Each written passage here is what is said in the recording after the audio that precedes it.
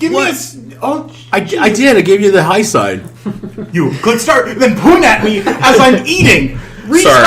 Sorry. Yeah, that's okay. That's We okay. should You don't have leave to all of restart. that in. Yeah, This is part- okay. No, this is part of the podcast. Shut up. It is part of the podcast. Because podcasts are not slick. They are Jumbled fuck messes. jumbled fuck mess. That's our next podcast we're going to start.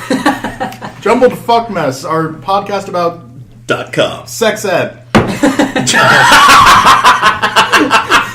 Sex ed and puberty. Oh no. It's all a jumbled fuck mess. Okay, it is. All right. right, well- Let's start. This is the first experimental D&D podcast episode of Culture Junk. The campaign is something that I myself wrote. It's me, Paul. Hello, you remember me.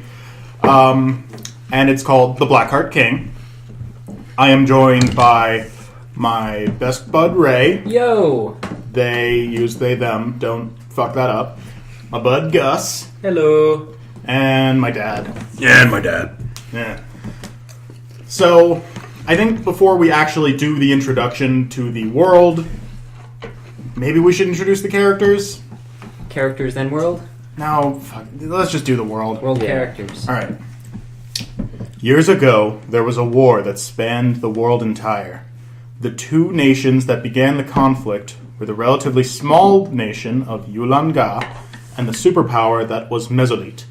Yulanga was part of the Senatus, a gathering of the other major powers in the world, whose only match was Mesolite itself. The war was brutal and spanned almost 2 decades.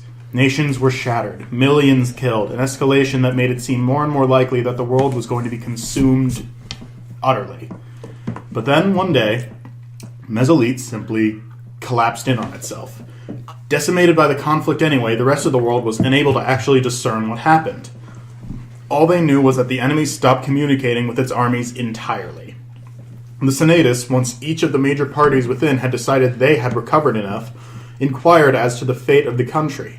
They discovered a new government, which declared a smaller area to be an entirely new nation known as Kazmira, ruled by the Blackheart King.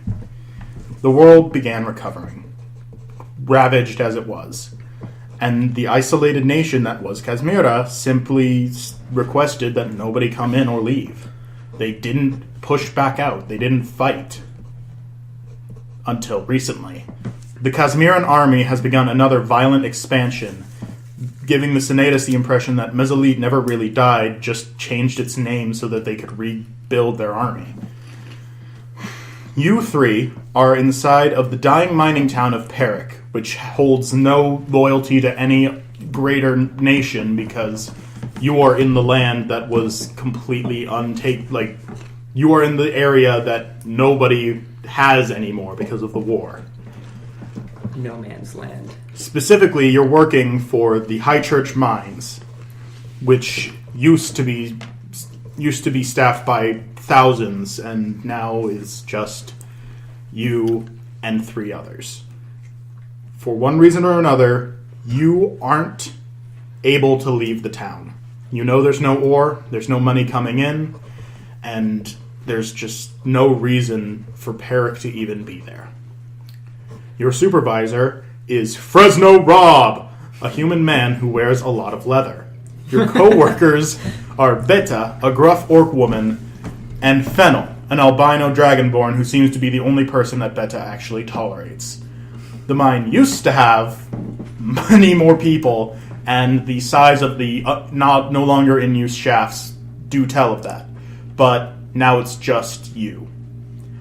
In addition to your items that you would already have, you are all starting with 1 poorly made lantern Wow. and 45 gold each. So, hey Gus, you're the seasoned D&D player. Where would I write that down? In the equipment section. Coolio. So, Wait, what do we write down in the equipment section? 1 poorly made lantern One and shit 45 lantern. gold each. all I right. don't know where equipment is. Oh, here. Nice. All right, Wait, say that again? What do we have? 1 poorly made lantern, 45 gold each. All right. Cool. So, I've made a beautiful little baby here. he is an Aarakocra sorcerer. That means bird person. Yeah. He's a wild type sorcerer. So basically that means that if I critically fail during a spell casting roll, I have to roll a d100 and get a random effect on this table, and it's fun and sometimes horrible. I know a situation you can turn into a potted plant.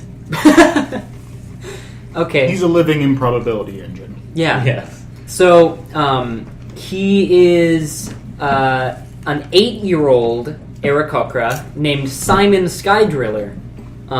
He's 8 because Aarakocra generally only live to about 30, and so I've calculated that to be about 8 being to about 19 human people years. So yeah. He's not the smartest. He only has 8 intelligence, but he's fairly swole with 15 strength, 11 dexterity, 14 constitution, 10 wisdom, and 15 charisma. He knows That contributes to the swole somehow. he knows common, dwarvish, Aarakocra, obviously, and primordial. Personality traits. He tries to see the good in everybody, but he doesn't recognize authority, and I don't mean that in like a rebellious sense. Like, he legitimately does not recognize when somebody is in a position of authority. He also can't stand to watch people being wrongly imprisoned and will try to do everything in his power to free them. And he will try to live for the friends and family that he's lost throughout his life. I'll maybe get into the backstory eventually. He also doesn't trust easily, and he's on the run from this big bad dude named Plasholdir. And this is Plasholdir's voice. Yeah, we workshopped that. It's canon. All right, Gus.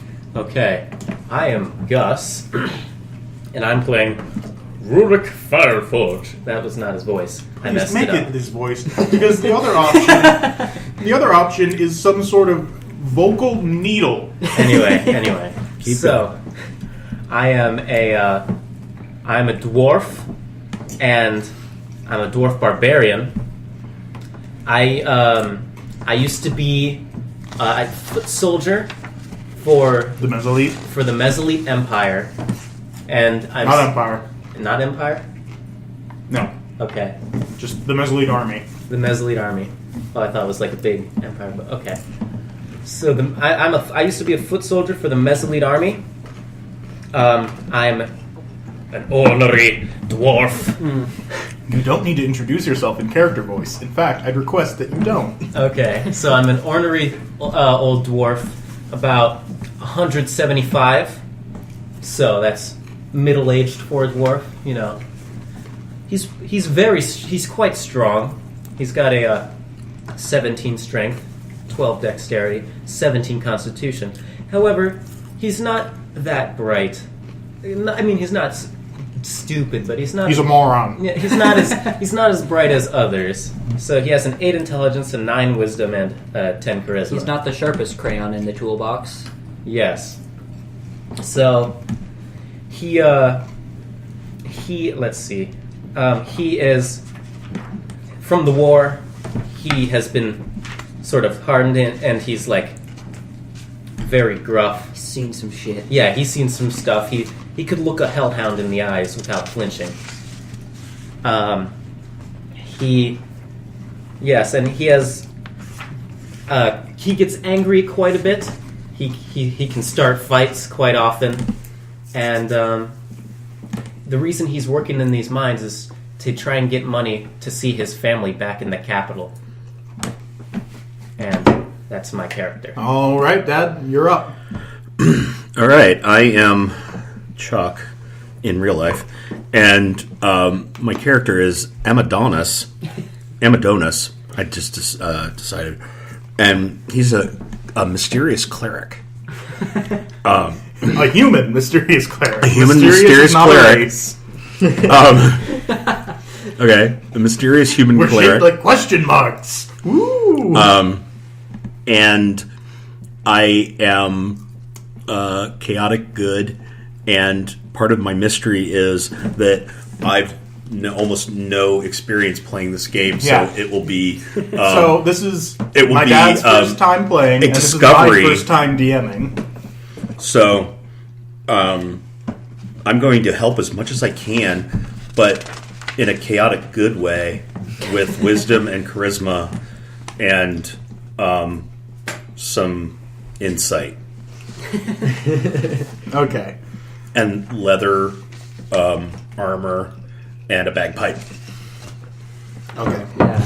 Should we get into like proficiencies and stuff? I just say what weapon you're mainly going to be using. Probably my quarterstaff. Rurik is going to mainly be using his mighty great axe, and when people get too far away for him to swing with that, he's going to throw hand axes at them. How many do you have? 2. I also have 4 javelins, just in case I run out of hand axes. Wait, I don't know how I let you do that. You're not going to have 6 different ranged weapons. You either have the javelins or the axes. I'll have the axes. Okay. Okay. And I have a battle axe and a sling, and of course I'll be using my wisdom and insight and charisma as my weapons too. Yeah. Okay. And I'll be using my dashing good looks. There you go. Strangely attractive for a bird man. If looks could kill. Looks could kill. You'd all wish you were dead. You'd be a murderer. Alright, would you care to whisk us away into your fantasy I'm world? going to paint you a word picture. I have no idea how to actually play. All right. You're all on the main branching point of the mine shaft. The ceiling is about 24 feet above you, and the ground is dark brown rock. There are ever-burning lanterns strung around the outer edge of the ceiling, illuminating the room pretty well. This is the only goddamn room in the mine that is actually well lit. To enter, you went down a sort of steep incline that leads into the actual shaft of the mine. Mm-hmm. You see Betta and Fennel are talking off to the side as they're punching out, because it's your shift. Fresno Rob, whose name is always capitalized, is standing above on a metal platform that's built into an area of the rock face that is dug out. It used to be the office of the previous supervisor, but now it's his bedroom. Mm-hmm. You are about to punch in when suddenly you hear a massive explosion and the sound of tumbling rock. You all look back to see that the entrance has collapsed, leaving you all trapped inside. Fresno Rob, of course, is going to assume that you did that. Aw, Fresno. What the hell did you guys just do? By my beard, what was that? Do you think I fucking know? It's me, Fresno Rob, your boss! I'm also Jerry Seinfeld! Wait, so you're our boss? You've worked here for 3 weeks, Bird! I'm sorry, I'm really bad at that sort of thing. I tell you this every day! Yeah, but, I mean... Do you like jazz? No. It's me, Jerry Seinfeld, also known as Fresno Rob! Oh. Do we know where the sound of the explosion came from? Above. Well, I mean, yeah. Okay. Not down here. It came from outside somewhere. So you say the tunnel collapsed. Yes. I run over to inspect the tunnel, and There's a shitload of rocks. Oh, this is more rocks than I've dug up in a long time. It'll take quite a while to get this out of the way. Yeah, I think it would. So get to it, motherfucker! You tiny piece of shit! Fresno Rob is an asshole. Professor Rob has personality disorder. He has a lot of issues. He always wears leather. That's his character traits are being a dick and wearing leather. what are Betta and what are you asking what Betta and and Fennel are doing? Okay, Betta is glaring at all of you as she always is, and Fennel has just started to walk over towards where you are, Rurik. And they say, "Yeah, I can't even get through that. Yeah. I'm a pretty small person, and I can't get through that." Well, what, any other ways out to the mine? No. Why would there be other ways out of the mine? Yeah, that's kind of stupid. What? We only need one. It's not like we designed this for, like, an attack. Well, I mean, maybe we could be like rabbits. You know, like, rabbits have, like, 6 different entrances to their burrows. Yeah, and they also live there and fuck there. Why would we need other ways out? To be There's fair, no predators. Do you think there's some sort of mine wolf? Well, to be fair, you do live here. Like, this is your room. This is your house. You literally live in the mine. Yeah. Why don't you have, like, a back door? Like, Because I'm blaming I you for live here this. because there's no rent. I look up at Fresno and I say, shut your trap, you're giving us all an earache. I'm going to fucking kill you, dwarf, if you talk to me like that again. Oh, I'd like to see you try. I will do that. I will do it. Old man, what are you thinking about? Well, I'm going to be sagey and ask Then say something sage-like. if we're in a mine, do we have mining equipment that we can use to move the like a rocks? Yeah, but it's really garbage. We haven't been able to buy new mining equipment because nobody's been in this town for like 8 fucking years. Okay. We So- can either bitch about our shitty equipment, or we can, He use- asked about the shitty equipment, bird. Get to Yeah, work. but What is your name again? fucking Simon Skydriller. Hi. Okay, fucking Simon. That's okay. That's fair. That's on me. Fresno's kind of a dick. Yeah. Are there any ways to get up to that platform? There's a staircase. Wait, Are you going to go up and punch Fresno Rob? I'm like, oh, I'm coming up there. And I start marching up. Betta picks you up by the scruff of your neck, shouts in your face, and puts you back down. Oh. Betta is 4 feet taller than you, by the way. Wait, since we were just clocking in, shouldn't we clock in and Clock get to in, work so we can get paid? You're trapped in a mine shaft by an explosion. Well, we would have been trapped in the mine shaft anyway because we... What, by social convention? Well, no, because that's where we go to work. So Yeah. we're going to work 8 hours in the mine shaft anyway. and then figure we're not out worried how to get about. out. Maybe we're not worried about. You're not sure the air is going to last. Okay. Oh. Oh, there's that. There's also things living in some of the shafts that might get curious. Okay. Oh, I hate it when things get curious. Okay. So we Yeah, don't. you sure do hate it when things get curious in So your shaft. do we still get paid? This is a situation where you're not on the job. You don't have to worry about doing the job. Okay. Because I need to pay my rent. Yeah, the rent's pretty bad. That's why I live in here. This is me being sagey. I just kind of live in a tree. Trees are nice. Okay. Do you guys want to hear more about what happened? Sure. All right, so there are 3 shafts. Wait, was that like a cutscene? Yes. Okay. That was a cutscene for character interaction. And if you want to ask about the area, there's some boxes with rusted, shitty pickaxes. There's not a lot, honestly. So you have 3 more shafts in front of you. Shaft A, B, and C. A is the oldest and least safe. B is the middle. And C is the most recent, and you guys have recently started digging there. Oh, and this is now in character. Hey guys, I think there's some stuff that you could use in some of those shafts. We got some blasting cores and stuff to actually blast them. Blasting cores, by the way, are cubes that are basically magic TNT. Got a blast. They were banned from... You're not Jimmy Neutron.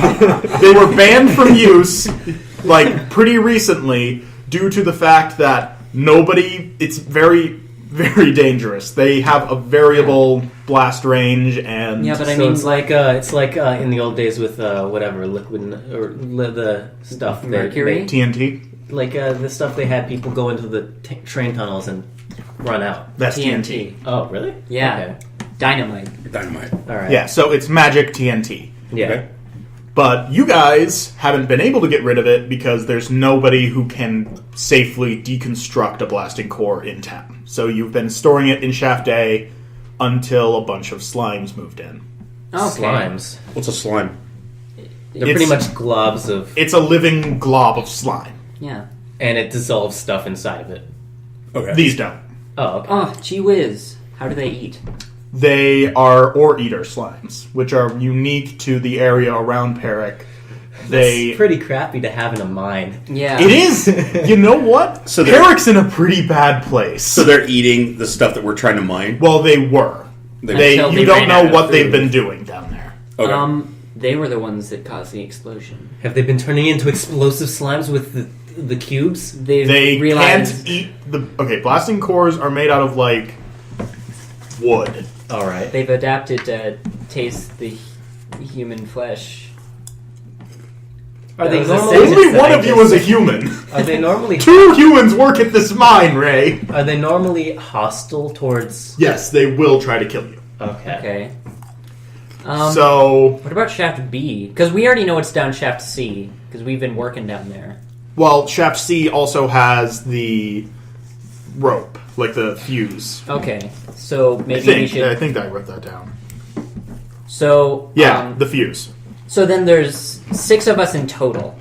Yeah. The 3 of us, and then the 3 NPCs. I'm not doing shit! Well, fuck you. Yeah! Fuck you, bird! I okay. own you! I'm going to assume... Wait, what's his name? Fresno Rob! Fresno Rob? Yeah? Does Fresno Rob have food? I mean, yeah, but you can't have any.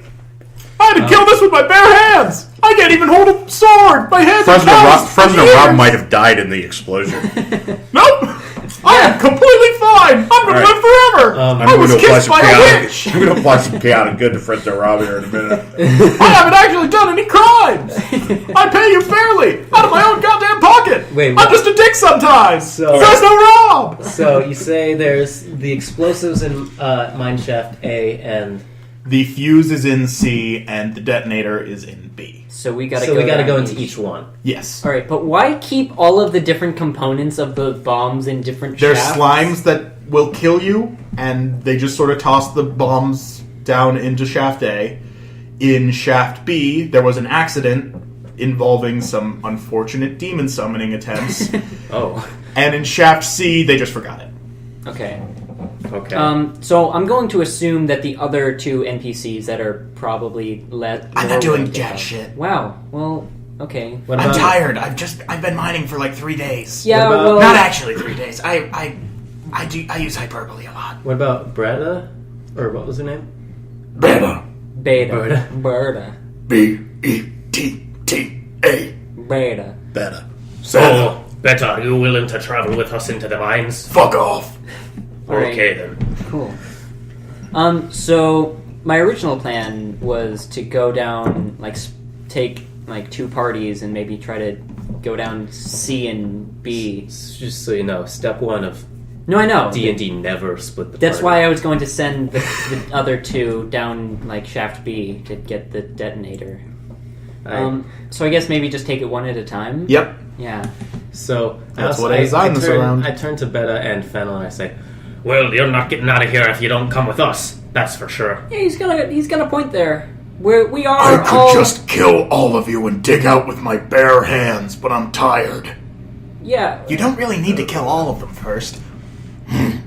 Wait, so when you say don't split the party, does that mean Don't go to different areas. all the characters or just the us? You us three. Okay. Don't ever. So can we- split You know the task Scooby those Doo thing others? where Fred's like, "Hey gang, let's split up and search for clues." We don't do that.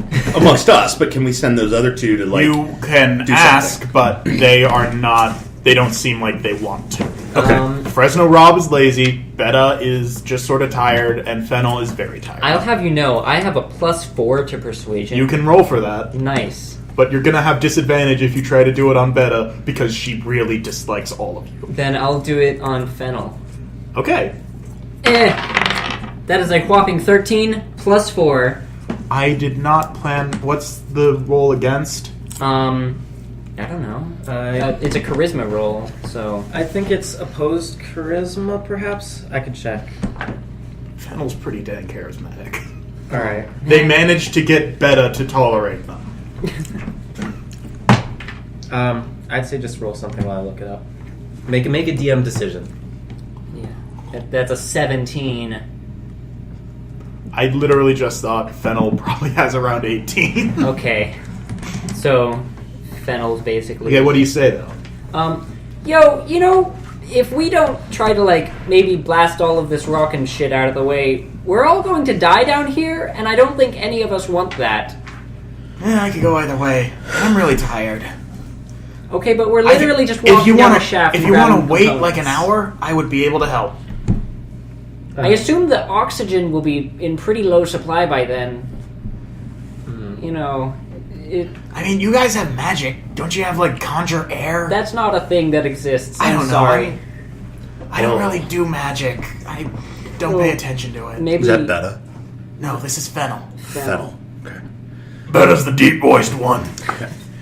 All She right. hates you. If you're just gonna sit around and suffocate to death, we might as well go on our own. Yeah. all Yeah, right. sure. Go work and use up the oxygen faster. Yeah. Well. Yeah, I'm just joshing with you guys. Go have fun. Okay.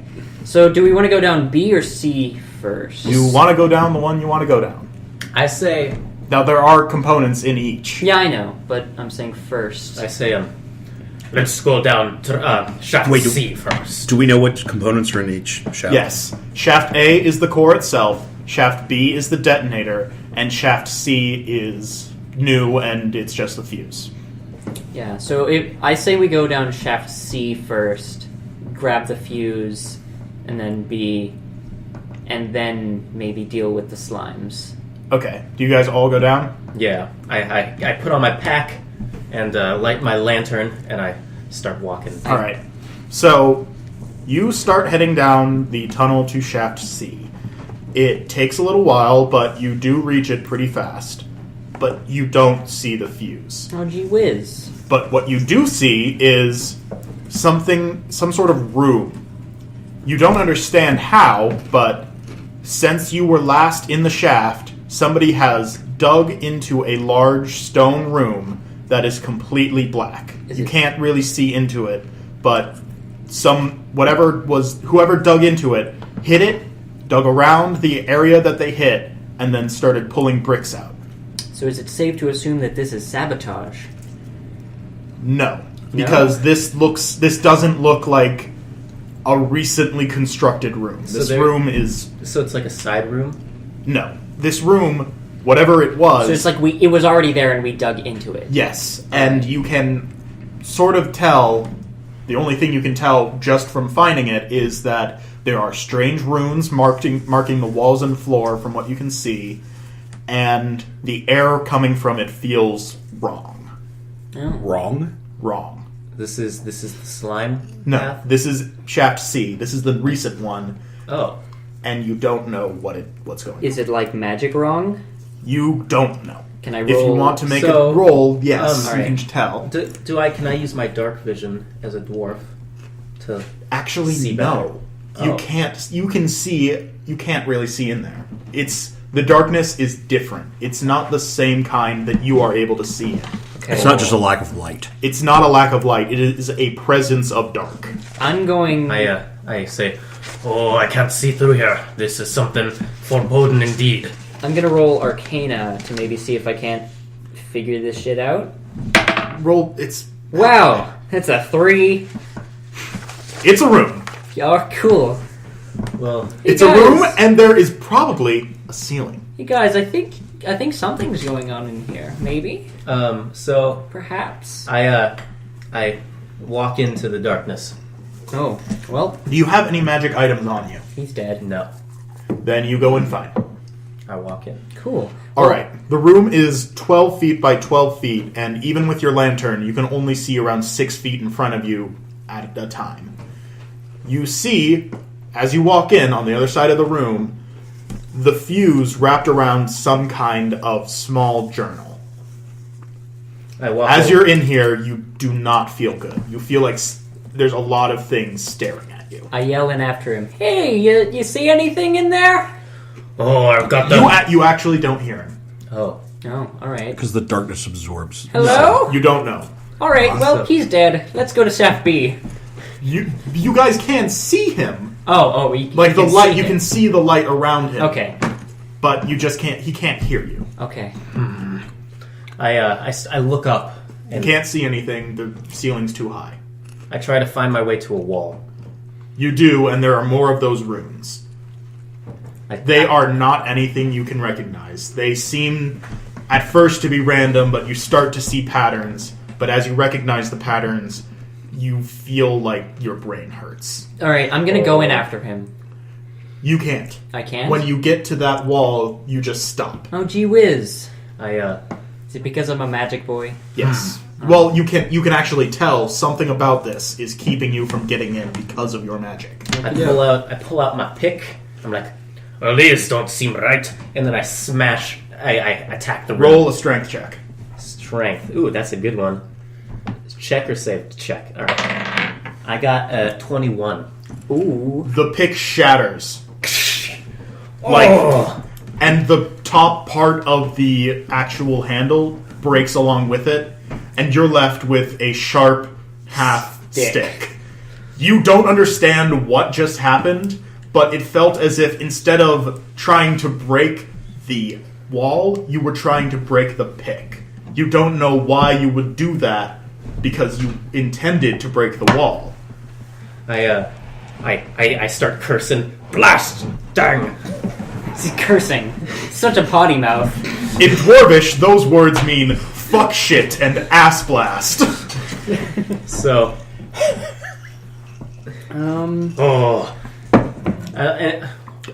Wait, the cleric chimes in. If there's anything I can do, let me know.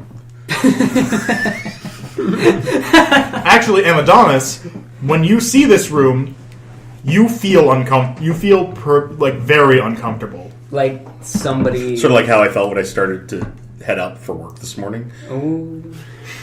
Okay. Well, anyway. Yeah. So, alright. Are you actually going to grab the fuse and book? I'm like, I go, oh, best be grabbing this and getting out of this room. I grab it and I start walking to the door. All right. You have the fuse and the strange journal. As you start walking out, you hear something breathing. What goes there? When you turn around, you can still hear it behind you. You don't understand what it is. I start, smacking behind my head. You do an incredibly silly thing, and the breathing gets a little faster. It sounds like a human's breathing, but slow and long. No, you're not. I don't need sound effects. Okay. Show yourself, you monster! You hear something creaking around you, and as you say this, 4 long, gnarled black fingers appear over your head. Do I see this? You guys do, but all you see is more gnarled black flesh attached to this giant hand that's about to grab him by the head. Okay, I'm gonna throw my rope in after him. You throw your rope in. I don't know what I would roll for that, but I'm gonna say that you're pretty good at rope throwing, so it gets towards him. He's like a cowboy. Yeah, lasso. He's actually a birdman. Yeah. So a rope is now by your feet. long arms. A rope is now by your feet, and whatever is starting to grab you is still moving very slowly. I drop the broken pick and I grab the rope, and then All right, I start you grab the rope walking and out. You start walking out, and whatever was about to grab you swipes at where your head was, and then you hear that creaking much, much faster, and it seems almost angry, and the breathing is speeding up, and it does not like that whatever you did in here. It doesn't like you. That's very obvious. You specifically. Oh, not many people do. So, are you still going towards the door? Yeah, I just start the exit. I start making towards the door post haste. As you do, you feel something swipe behind your head, and you hear almost skeletal fingers clash against the stone. You are moving as fast as you can at this point, because this is frankly terrifying. Can I help him along by pulling on the rope? Yes. Cool. So that actually gives you enough speed that you get out. But as you do, I'm helping him too. Yeah. That helps even more. So as you get out, just before the back of your head leaves, you feel something nick at the back of your head. And whatever it was had enough force to do 3 damage with just 1 touch. Wow, that shit was close. That was kind of spooky, and I wasn't even in there. Neither was I. When you turn around, on all of you, get a small glance at this. Whatever it was had a very large face with very round eyes, and it is looking at you with pure malice. Can I cast Firebolt at it? You can try. Okay. So roll what you want to do for Firebolt. You have to hit. Yeah. So I'm rolling against his armor class, or Just roll. okay. That's a 15 plus my spell modifier, which is +2. So that's a 17. Well, congrats, you hit whatever was keeping you from getting in. When you attempt to fire the firebolt, it splashes against the outside edge of what used to be this room and just dissipates. How great. The thing slinks back into the darkness, and just from the hand and the part of its head and neck you saw, it's very obvious that this thing must have been 18 feet tall. That's pretty tall. Yeah. Oh, that's Now quite a big one. You now have the fuse and a book. What would you like to do now? I hand over the book to Amadonus. Amadonus. and I'm saying, Take a look at that. You're a smart person. You're the smartest Do you open person it? out of the three of us. I turn it over in my hands. It's a brown leather book that feels like it was bound a century ago. It's the Necronomicon. It is not. Okay. This feels like cow leather. It feels like what? Cow leather. Oh, Okay. Cow leather feels so much Well, different and since than I'm human wearing leather- flesh. I don't know what that means. you rip the Your covers off outfit and comes alive, and no. Add it to my armor. No, so I smell it. It smells musty like an old book. Okay. But, okay, roll a perception check. Excuse me? It's a D20. D20, So plus and then your perception. you add your perception. Okay. So that's a 3 And what do you add? to perception. Okay, so you got a 5. it would be on The this ink list. is a... Wait. Perception is a +3.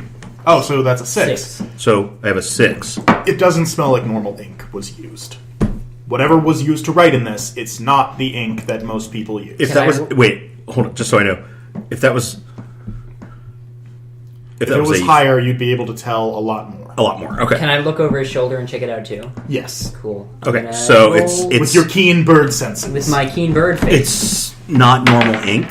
You can smell that the ink is not the kind of ink people use in the modern day. I got a 7. in the Plus modern anything? fantasy day. No, that was 5 plus 2, which is a 7. Oh, okay. With your 7, you also smell this ink is weird, and you can tell that it's not from the area. Okay. Well, Would you also like to take a look? nah, books aren't for me. All right, We'll work so on that. just to paint the image, Amadonus is looking at this, and Simon just sort of climbed onto his back and leaned over your head to sniff at it too. Yeah, Then- that's Which- fucked. Amadonus is comfortable with because we work together in the mines, and Our buds. his bird-like, or their bird-like characters No, are... Simon is... Yeah, Simon. Oh, okay. Ray uses them. Okay. Simon's bird-like characteristics are comfortable to me. Yeah. Um, My soft feathers yeah. and Oh, sharp talons very nice. digging into your shoulder. Now, if I'm gonna, You can open it if you want. It's not Okay. locked. so if I open it and I want to perceive what's in it, do I have to roll in No, order to you get can more just- information out of that? Roll Unless to it's, read! Unless Well, it's I a don't know. language that No. you can't read. Yeah, so just open it. Okay, so I open it. Inside is more of those strange runes that none of you recognize. The runes that were on the wall. Yes. So it Okay. not primordial. It is not primordial. All right. It's something that none of you can really understand. I go, Well, we got what we came here for. Let's go on to the next one.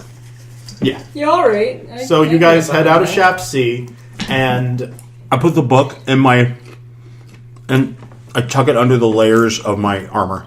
all right. the layers of leather. Instead of putting it in the bag that you have, you awkwardly shove it into your armpit. Wait, do I have a bag? Yes. All right. We all have like a. You all have like a normal satchel. I have a backpack. Yeah. So you guys Just want to throw that out there. Backpack. You guys head back up and find Fennel I and still want to tuck it in my armor because I don't trust your anybody. bag. Anybody. It's betrayed me before. I won't make the same mistake twice. So you walk up and you find Betta and Fennel are starting to move the rocks Well, Fennel is basically shoveling out the smaller chunks, while Beta lifts giant ones overhead and throws them away. Yeah, The moment she sees you, Beta just starts shouting, "What are you fucking doing down there? That shaft is like 60 feet! It does not take that long to get a goddamn fuse!" Yeah, there's some, like, demon shit going on down there. What? There's, like, a demon or something down there. And we found a book. Yeah. Why are you doing like a Simon impression, Amadonus? I'm working on my character. Amy? Can I call you Amy? No. We don't really talk a lot because we No. have different shifts. Hey, Amy. All right, Don. No. My name is Amadonus. All right. No, Yes. I insist. I go, oh, just get back to work and stop bothering us. Don't talk to me like that. Anyway, what are you talking about? Demon stuff. Yeah, there's like this crazy, I'm only going off of estimation, but it was about 18 feet tall. That's really specific. I go, oh, it was yay tall, and I reach up as high as I can on my dwarf feet. Which is only Fennel, like 5 feet. Fennel stares at you as you hold your hand up to about their chest level and just sort of quirks their head. And then Amadonus picks him up and lifts him up higher. And now Beta is glaring at Hold you on, as you hold your hand up to her I- chest level, and can she's I- like, Can I roll acrobatics Yes. to get on his... "Yes, roll acrobatics To get on for this. Amadonus' This shoulders. is great. This is great." Okay. So that's a nat 20. Nat 20. You do a triple front flip, plant yourself onto the top of Rurik's head with a flourish, and then hold your hand up high to indicate that it was about yay high. I also have a 10-foot wingspan. And you flip your wings out, Whoa, really? holding Yeah. them up into the air to actually show 18 feet. And everybody just starts clapping. Fennel is like, Okay, wow, that was great. and Beta, for once, slightly smiles and just sort of goes. And Fresno Rob, he leans out of his office and says, "Holy shit! Yeah, and... Why are you guys working at a mine? You're amazing! I know. Go to a circus or something! Yeah, Jesus! I've got no... Jesus is the friend of my cousin. He runs a circus." Okay. Yeah, That character voice It was about is- that. It was about that tall. I'm not supposed to be somebody you like. I'm your boss. It was about that tall, and it had like really big circular eyes and super sinister looking. It was in like this black What the hell are you guys talking about? demon shit. And big The skeleton demons are in fingers. Shaft B. Yeah, but like I don't know. It's pretty demony to me. Okay, Oh, can it you And guys, maybe they weren't demons. can you guys show me what you're talking about? I don't. I We're mean, you wasting can go, breath. You can Yeah, go we're check wasting it out time. if you want. I'd rather go with you guys if you're describing We a got the fuse. We giant need the demon detonator. monster. Do we want to go down Chef B? Wait, or, do we like, need go the down- detonator in order to blow a Yes. core with Yeah. a fuse? Yes. So I drop off the fuse. Over. You just throw it. You throw it from your position. Yeah, I throw it Seems over like to them. somebody should keep it in their bag. Well, Yeah. actually, Fennel catches it, swishes it around their finger, and then tosses it back to Beta, who lets it smack into her face and fall to the ground. I say, well, let's go get the cubes, and I start wandering. No, okay. The hold cubes up. are down shaft A. Hold up, guys. I really do want to know what the hell you're talking about. Yeah, Me and Beta were digging in there like 10 minutes before you got in. Oh well. That wasn't there when we were working. Somebody else has been digging down there, and there's like a secret room. And I seriously doubt there's a secret room. well, no, we were all down there. Show me your goddamn secret room. You can go down there if you want. We're gonna go get to work. Look, I'm like 120 pounds soaking wet. I don't think I could handle fighting an 18-foot tall, bug-eyed face monster. Do we want to go and show them? Please, just show Yeah, me your I- stupid Seems to be a demon reason room. why I say we they go want and to go show back them. down there. I say we go and show. Fennel is just curious. All right, do you guys go back down? Yeah, I say yeah. I go, oh. When you head and back- I start walking down. You really like making those noises. Do you have, like, asthma?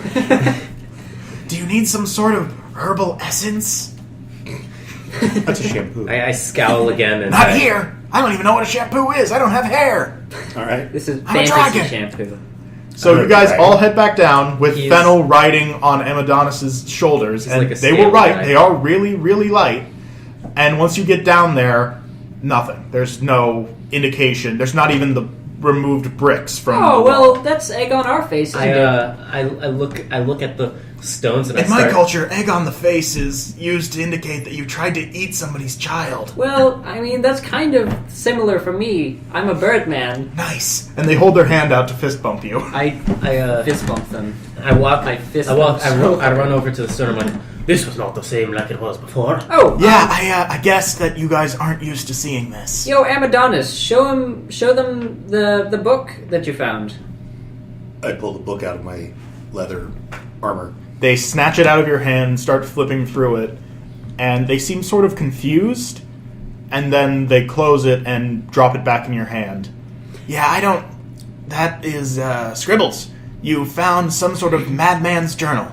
Wait, can we go back to the general area where the room was and like try to I start. maybe inspect? You're in there. You're there. No, You're I mean, where like- the room was. There. Okay. The room's not there. The entrance to the room isn't there anymore. I start. It looks like solid rock. I start. Can I inspect the stone? Yep. So would that be perception or arcana? It's perception. All right. That's nat 20. It's a bunch of rocks. God damn it. Actually, you can see trace amounts of some clay, and there is some indication of igneous rock here. Oh yeah. You can smell sulfur There's some rock and a right little there. bit of. Oh, what's going on here? This be some Fennel magic. just sort of slowly stares at you, and literally they are just so confused as to what you're talking about. Okay, now I know what this looks like. It looks a whole lot like we're fucking insane. Yeah, But there was totally a room here. I mean, sure. And the book was inside the Yeah. room, and as was the this fuse. book- did you see this book when you were mining? No. Yeah. So that we have procured. honestly, I'm an not object. a skeptic. I'm not a skeptic. I'm a lizard person, and recently survived a giant war where a place called fucking Mesolite was part of it. Yeah, well- so I'm not gonna not believe you. Okay. But I am going to say that this is creepy and we should leave. Yeah. I second turned to him that. and say, What's wrong with Mesolite? Mesolite's garbage and killed my parents. Yeah. Oh. And they, as you start oh-ing, you see them pop the claws out of their hand and start clacking it against the top of Amadonus' head. Hey, stop it. Sorry. They stop. I really like that voice. I'm sorry.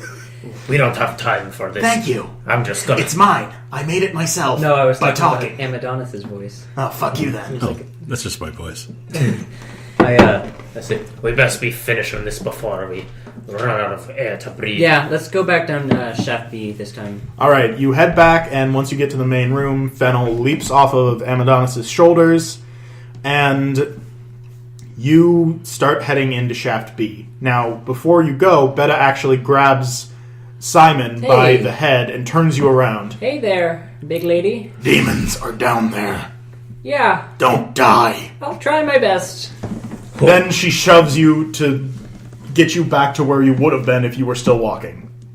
Can I get like a bonus because that was like encouraging words from? Yes, actually, you get Nice. you get a +1 to one of your rolls. Sick. All right, so Encouraging words. you as you walk down, you realize that she was right. There are demons. Oh, And- right off the bat. Yeah. 3 imps jump from the shadows and start flying towards you. Okay. They are small, sort of. They are about the size of a human toddler with dark orange skin and wings. They are pretty unique in the fact that they don't really have stats. How close are they to us? They are flying towards you from about 20 feet. I don't need the manual. oh, just for a picture? No. Okay. They're flying at you guys from about 20 feet down the shaft, and from what you all know about this sort of stuff, is that. Actually, you know what? Make some rolls. Make some Arcana or Religion Wouldn't rolls. this be an?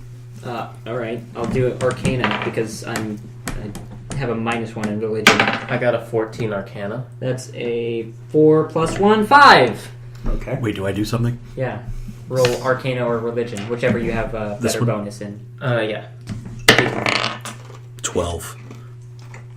Plus, My Arcana is +3. What's your religion? My religion is, what, that Ishtar thing? no, There's a religion. there's check. a religion. There's a check religion's check. in the Oh, skills. +1. All right. Okay, should so do you'll Arcana. use Arcana. Imps are most often used in magic encounters by summoning a giant swarm of them. They are very inaccurate and just sort of flail at their opponents, but in a big enough swarm, they can completely strip a creature of flesh. They're like zombies. They suck. No, they're more piranhas. All right. Well, I was So thinking, like, better. in they're groups. demonic piranhas. They only Demon have piranhas. they on attacks. They only have a 25% chance to hit. This is like number stuff, but I'd say They're in not unit accurate. they're not very accurate, but they will always do 1 damage, and in a large enough swarm, you guys would just be dead. Cause I pull out. roll. You have to roll for initiative. Oh yes, now. yes. Everybody roll. So initiative is your dex bonus. Ooh, that's a nat 20. God All right, damn. Simon's going first. I have a 14. Getting the best rolls. I have a 19. Okay, and then Wait, my dice said 14. Then do I add something to You it? add your dexterity bonus, which would be 11? 0. Or 0. Okay. Yeah. one of them got a 20. All right. I don't know how to rectify this. I'm gonna have Whichever. Oh, sorry. what? I was gonna say whichever. If either Ray. Ray, do you have any bonuses to I do not initiative? have a bonus to To initiative. dex? Neither. Do you have Dex? I have a no bonus to dexterity. But like whichever has the higher dex is usually what I would. Mine do. is 11, The imp doesn't have any. Okay, All of the cool. imp stats are 1. so I'll go Alright. first. Yeah. Pretty much. Okay, so first is Simon, then Rurik. Actually, first is Simon, then Imp 1, then Rurik, then what did you roll? 14? Then Amadonus. I have to write this down. Okay. Then the other 2 imps. Okay. Are they still close together? Actually, they've sort of spread out to attack each of you. And Okay. Simon's going first. Well, I'm a cast me some magic missile. All right, roll damage. Is that a cantrip or? It's a level 1 spell. All right. How many level 1 spells do you have? I have 2. You spell already slots. used 1. Yeah, so I have 1 spell slot left. So that's 3 darts. I'm gonna make 1 dart hit each imp, All right, roll damage. and that's 1d4 plus 1 force damage. So the first one is gonna do 2 damage. So 3. Second one's gonna do. Okay, wait. I'm just writing down their health because. All right. All right. So Second one rolled a 2 plus 1, 3. Third one 1 plus 1, so 2. okay, so you hit them, and they all sort of reel back, and they're obviously pretty dang hurt, but they keep flying towards you. Okay. So now the imp 1 is going to attack, and he takes a swing at Simon. Hey, that's me. He rolls a 12 and completely misses. His claws swipe against you and his teeth gnash at you, but he just doesn't hit you. And he just flies past you. So I just like lean back a little bit. No, you don't even have to do that. He's like flailing, and as he flails, he throws himself off enough that he twists around you and then just keeps going down the other end of the shaft before starting to turn around and try to head back at you. And I'm left feeling slightly confused. Yes. Now it's Rurik's turn. I pull out my great axe and I go, "Oh, I'm gonna make your smear on the wall!" And then I run over to the nearest one and I swing at it Okay, that's going to be Imp 2. What do you with my great axe. roll your thing? That is an 8. Plus anything? 3 plus 5 equals 8. Oh, So yeah. This thing actually dodges. It Oh. twists under your blade and chitters at you before flying back out of your range. Oh, I'm right mad now. Amadonus, you're up. Okay. I don't seem to have any offensive things. You My have your cantrips are guidance, spare the dying, and mending. You have an axe, don't you? I do have an axe. Yeah, I you have a don't- battle axe and a sling. Okay. So it seems like I should use the sling. Mm-hmm. Do I need to have things to put in the sling? I'm just going to assume that you have some rocks. All right. I mean, we're in a mine. Rocks aren't exactly hard to come by. There you go. All right. Maybe you should be the sage. So I have a 15. I'm going to use my sling to And then you get +2. 17. Yeah. Okay. All right, now the damage. And what? Damage. Roll the damage. Roll the damage. Which would be 1d4. So that would be wait. the pyramid piece. Okay. God, how do I even know what that says? It's the bottom one, so Oh, it's the 2. bottom one? Oh, well, it Oh, wait. was That? 2. 2? Oh, it's the same on all sides. Yeah. Okay, so a 2 for damage. Do you have anything to add to that? Like any? I don't know. He doesn't have a dex bonus, so... All right, so you do. So you sling it at this imp, and it clocks it on the head, and you can see that it's dripping some sort of like Imp blood. yellow pus from its Poor. wound, and it screeches at you and starts flying at you again. So the imp attacks Amadonus and rolls a 15. It claws at you, and you can feel its talons rending into your flesh, and you take 1 damage. Okay. Rending into your flesh. They are very Oh, small jeez. talons, so take 1 out of your health. Not your max health, just you've taken 1 damage. Where's my health?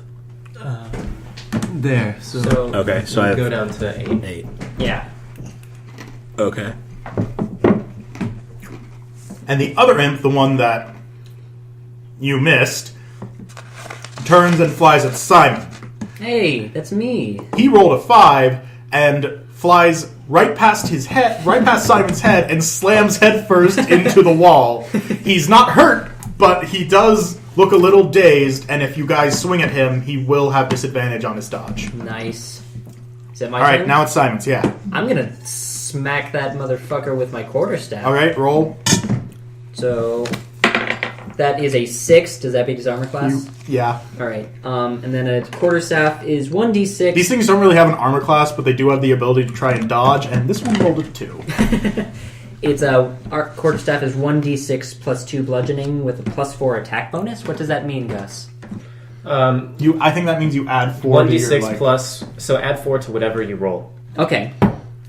So that's 6. Oh, wait. Let me take a look quick.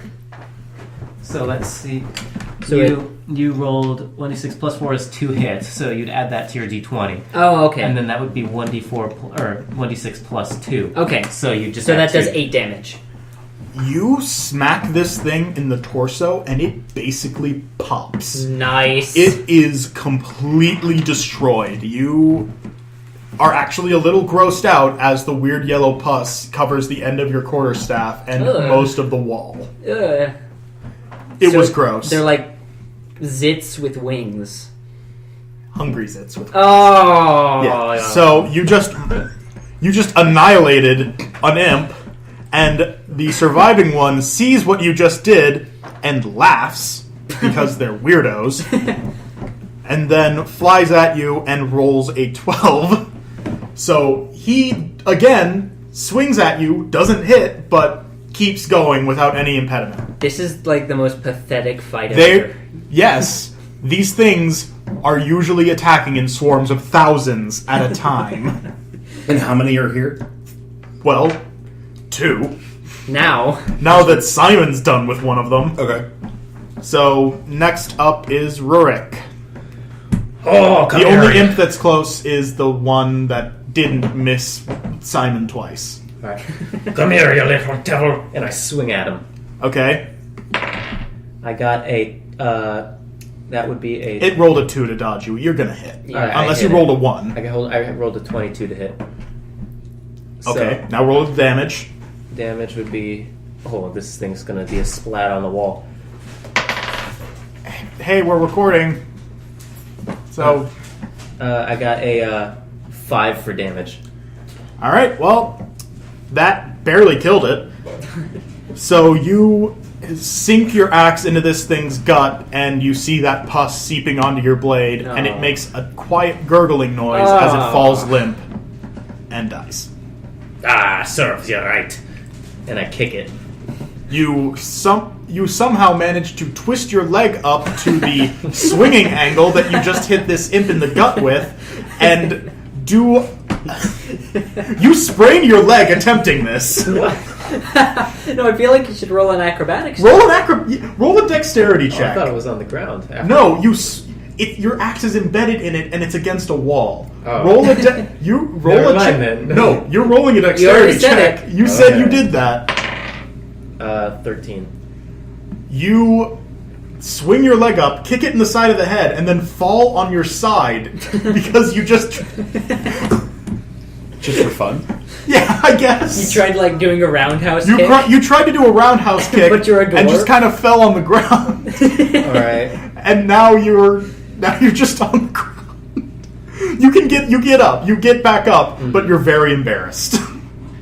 Oh. Well, I mean, I didn't see You it, so- in rage.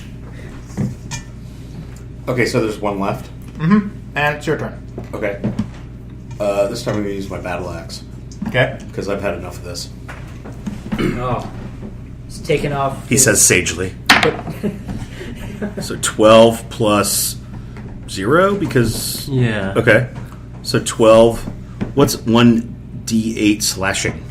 So you would... You roll 1d8 to and determine then the the damage. slashing type D8 is. is- But an 8-sided it die. actually dodged. Really? You make this attack, and this imp, who is apparently the master I of seem to be not very being- impotent with my weapons. It's just the way this thing is acting. All right. Like, the imps are weird. Was that an You swing- unintentional pun?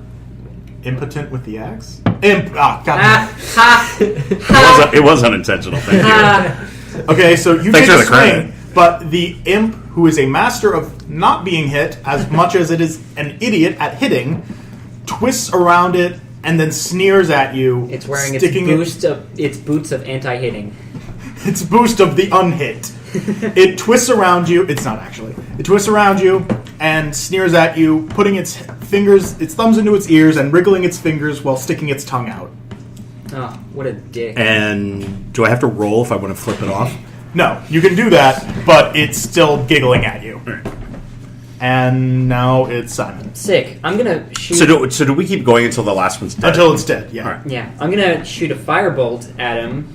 So that is a 3. Jeez. Wait, no, plus my charisma modifier, which is 5. Well, my charisma modifier isn't 5. It's Yeah, it rolled a plus 19 2. to dodge. Wow, okay. So you shoot a bolt of fire at it, and it notices, Matrix dodges past it, and then does a little mid-air jig at you before flying at you to try and attack. Okay. It misses again! This time, it goes through your legs, and you're starting to think that it's not even trying. So are you rolling dice on, Yes, on the online. I'm computer? using a- Okay. So, now it's Rurik's turn. I go, and I run up to it. Alright, do you just run at it? And do I you swing, I swing. Okay, swing your axe. I got a 18. It got it too. So roll damage. Roll damage. I slash. I got a, that would be a 6. You don't kill it. You slice across its body, and it screeches, but it's still hanging in there, and it just glares at you. You actually cut a gash across its belly, but whatever that pus stuff that they're all leaking is, they don't need it to survive. No. I just start laughing at it instead. It actually responds to you in very broken English. Yeah, well, I fucked your wife. Oh! I just... You start in rage again. Oh! All right. It's Amadonus' turn. Okay, I'm going to use my sling this time. All right. 1921. Yeah, you're gonna hit. I'm going to roll its dog. Yeah, that is a solid 6. So roll damage, The pyramid one.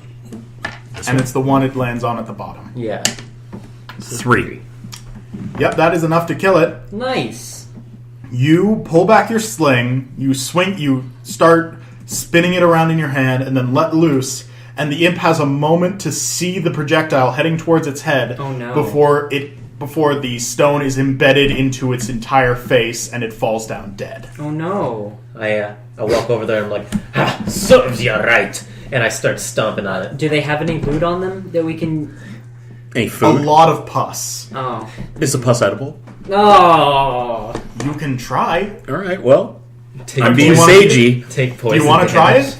No, I'm not going to try it. I'm just going to collect up some for later in case we need it. Oh. Your hand, when you touch it, you feel like your hand is burning. Okay. It's not actually burning, but it is incredibly painful. Okay. Okay. Where are the you going pus- to put it? The pus has some... Where are you going to put it? I'm gonna He should have, I'm like, gonna a water- I'm going to shake it off my hands, let it hit the ground, Okay. and remember that it's there in case we need it later. Okay. Your hands are still kind of tingling, Well, you should have like a water thing. Well, water, don't put in... but it has water in it, and just a part of demon lore that you guys remember from those checks before this fight. If you touch it with any sort of water, the water will evaporate unless it's holy. All right. Oh, Cool. neat. So, It's not going to and grow more holy- imps. No, and unless it's holy or seawater. All right. after I finish stomping on that rude imp, I say, Well, let's get going and get that detonator. Yeah. Yeah. All right, you head back down, and Weren't we in? you're in Shaft B, and you got interrupted by these 3 imps, which lasted a lot longer than I thought they were going to. Well, they were tough at buggers. Yeah, they were matrix. No, We they still haven't weren't. gotten. We still haven't gotten to the detonator. Yeah, so you head down, and as you go down, you find a charred skeleton holding a very badly burnt book. I take that. When you try to touch it, it crumbles into dust. Oh man. But next to this skeleton is a poorly drawn circle that was used to summon the demons. A fairly good-looking bag. I take that. You take Good-looking bag. Yeah. Is it like a it's actually It's Like Gucci. Okay. Gucci or a well, you Hermes find or- that and the detonator, which is a small box with a little plunger and a plug for the fuse. plunger. Yeah. Yeah, the Detonator? plug, like the thing you push down. Not like okay. the plumbing thing. Now, would you like to check the bag? Yes. Because it's okay. Duh. Roll an Arcana check. Okie Is it a doke. bag check? Bag check. This is airport security. 19 plus 1, which is a 20. You remember this from some studies that you did as a youth with your trainer man. As youth With when you my were only dwarf 2 dad. years With old. your dwarf dad when you were a hardy 1. But Fresh out of the shell. this object is a 4 bag. Oh no. It is the child of a bag of devouring and a bag no. of holding. Oh god, no. It has the mimic instinct to try to eat you. Oh, dear God, but no. not the teeth. Oh dear god, no. Wait, did you say bag of holding? Oh no. It was. It's the child of a bag of holding. Oh no. This bag Is bag of holding universal across all multiverses? yes. Okay, this bag, Oh dear god, no. the Vor bag, Oh no. VOREBAG, Oh god. I is didn't realize what its name was. Oh no. it is basically a bag of holding. Oh, But God, no. when you reach into it, it will attempt to bite your hand, but it can't because it doesn't really have teeth. It's trying its best. It is. And Old? Is it old because it lost its teeth? no, it found its young. way in here. It has the instincts of a bag of devouring, which is a mimic that eats things that you put in it, and you, if you reach in. Okay. But it is Actually, a bag of holding. the child of a bag of holding and a bag of devouring. Wait, so Will it try to swallow me whole? No, it just Okay. tries to eat It your just holds arm. you in its cheeks because it's Uh, partly. it gums at me. Yeah. Oh no! It doesn't want to swallow you because it's So also you a can bag store, of holding. so I can store things in it. I'm just going to be really You're going to be kind of uncomfortable. really But uncomfortable. it does have another bonus, as you remember from your lessons on this. Mimics will not be able to see you. Oh, all right. Due to a pheromone this thing gives off, it has marked you as its prey, and it is eating you, but it isn't making any progress at all. I'm gonna, Did you pre-write all this stuff? Or Yes, are you making it up? I pre-wrote this. I'm gonna name him Chester. All right, you name your cloth living bag Chester, Yeah. and you are invisible to mimics as long as you have the war bag. Sweet. That's a horrible name.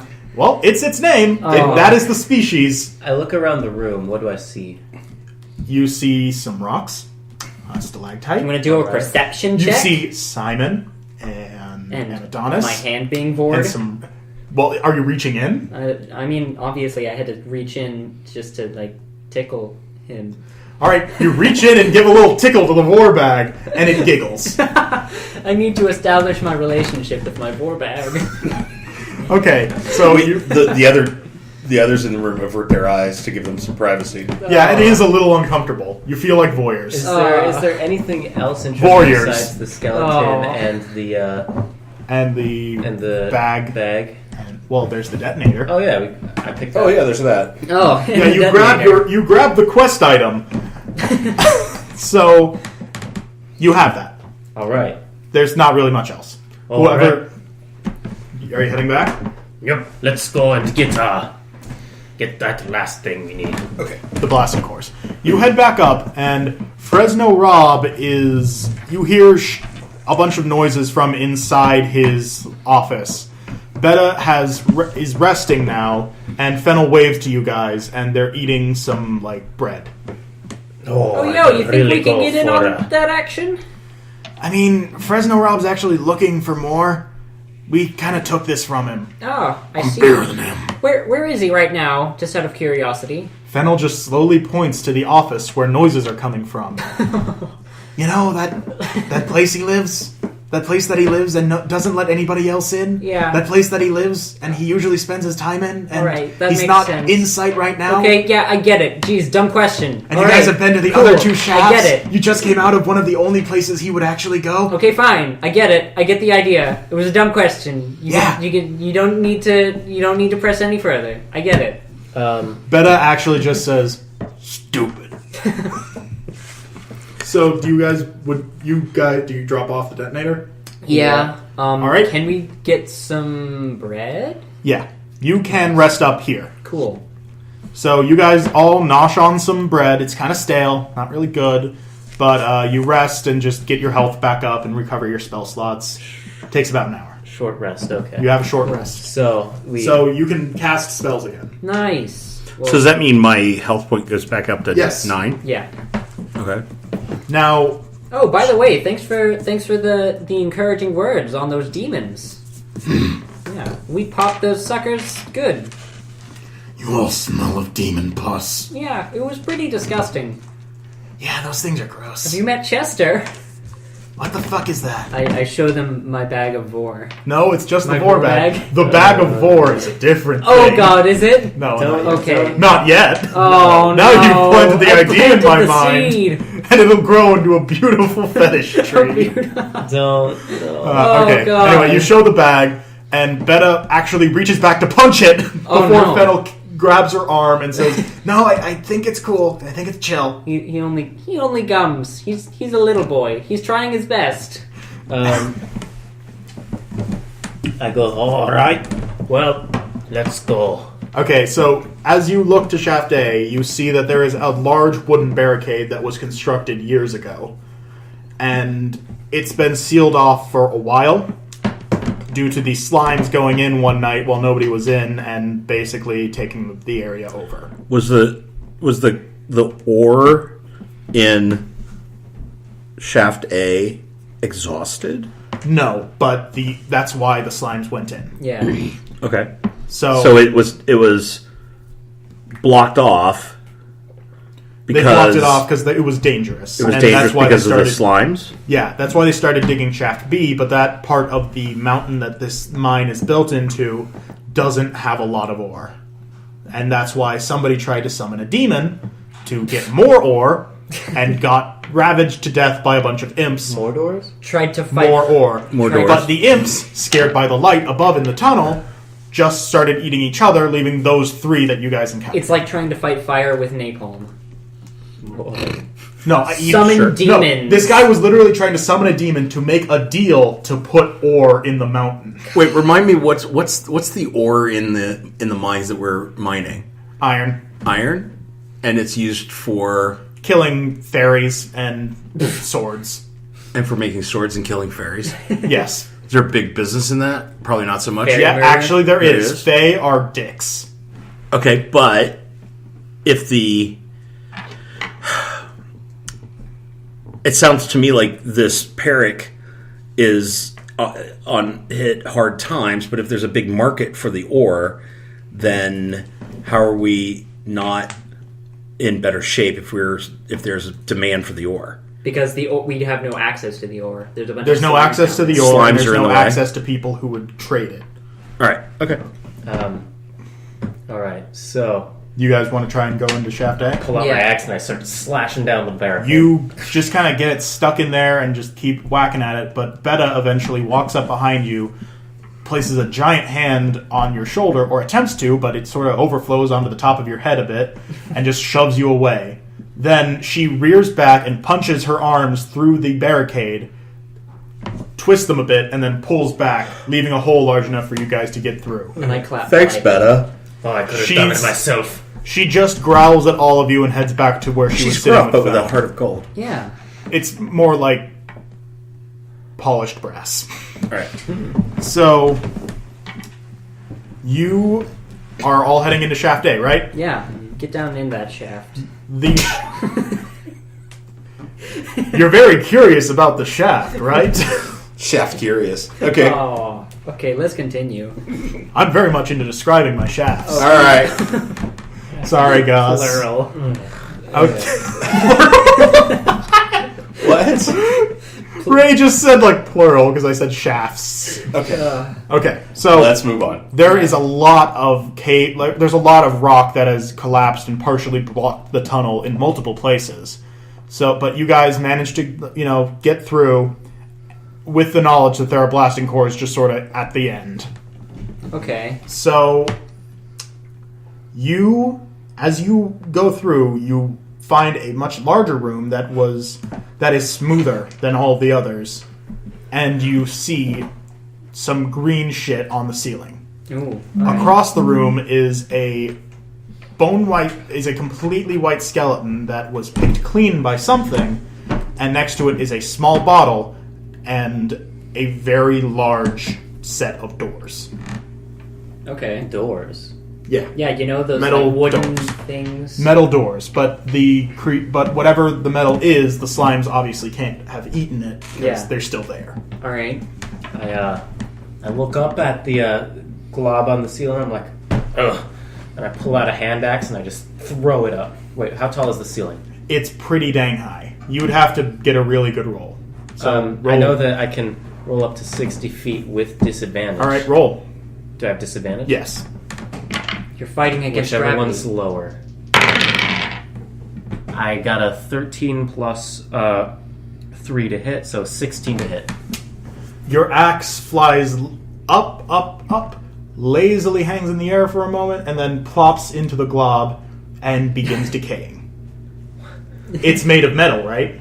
My axe! And my axe! You angrily shout, "My axe!" And the glob suddenly reacts and drops down. Are we in combat yet? You are now. Okay. Roll initiative. That's a 2! I got a 13. All right. So I'm. Wait, was I supposed to do something? Yeah, Yeah, we're rolling for initiative. initiative. Okay, rolling for initiative. I had a 20. You Do got I a add natural anything to 20. No, this is a nat Nope. 20. Okay. Repeat those numbers again. 2. Okay. I got 13. that? 20. And it was a natural 22. So Yeah. So Nat 20s are usually better than... you got a 13. I got a 2. You got a 2, so you're last. Then what did you get? 13. Okay. So the order is going to be Amadonus, Slime 1, then Rurik, then Slime 2, and then Simon. Yeah, a bit slow on the uptake this time. Yeah, you're pretty tired from that weird... No. You're pretty tired from the imp fight. Okay, Amadonus, what do? There's 2 different slimes. One is slightly larger than the other. Are they the same thing? They're the same type of slime. And inside... Wait. Hold on a second. Something I didn't understand. They're metal doors. There are metal doors on the other side. Couldn't Whatever the eat metal is, it's not something. But it ate through Rorik's axe. Yeah. Which Speaking is of, different actually, kind of metal. as the fight starts, the slime on the right, which was a bit smaller, grows slightly as it consumes the metal of your axe. What are these rust monsters? They're weird rust slime. Okay. Oh. Sorry. You threw a metal axe into things I described that eat metal. I didn't even plan for you to do that. There's just a wooden handle floating around in there. Well, it's still eating it, which gives it 1 health per turn. Oh Do I dear. have spells? Okay. Yeah, but they're... I have can- But they're like Spells? healing. I can show you Yeah. the list of spells that you can choose from, since apparently you can choose from all of them. Because it seems like I have a battle axe and a sling. A battle axe, I'm assuming, is going to be made out of the same metal as Rorik's axe. You can. Nope. What? Yup. So I could use my You sling, could try You all figuring casting this out. I'm going to inflict take a quick wounds. potty break. Okay. inflict wounds. Or Sacred Flame is a cantrip, so you can use that as many times as you want. Yeah, you that's probably your best bet. Okay, sacred flame. I'll look it up for you. Sacred Flame S. It's like a Wilson Phillips song.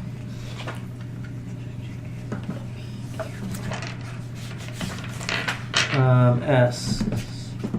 Silent image, and that is Sacred Flame.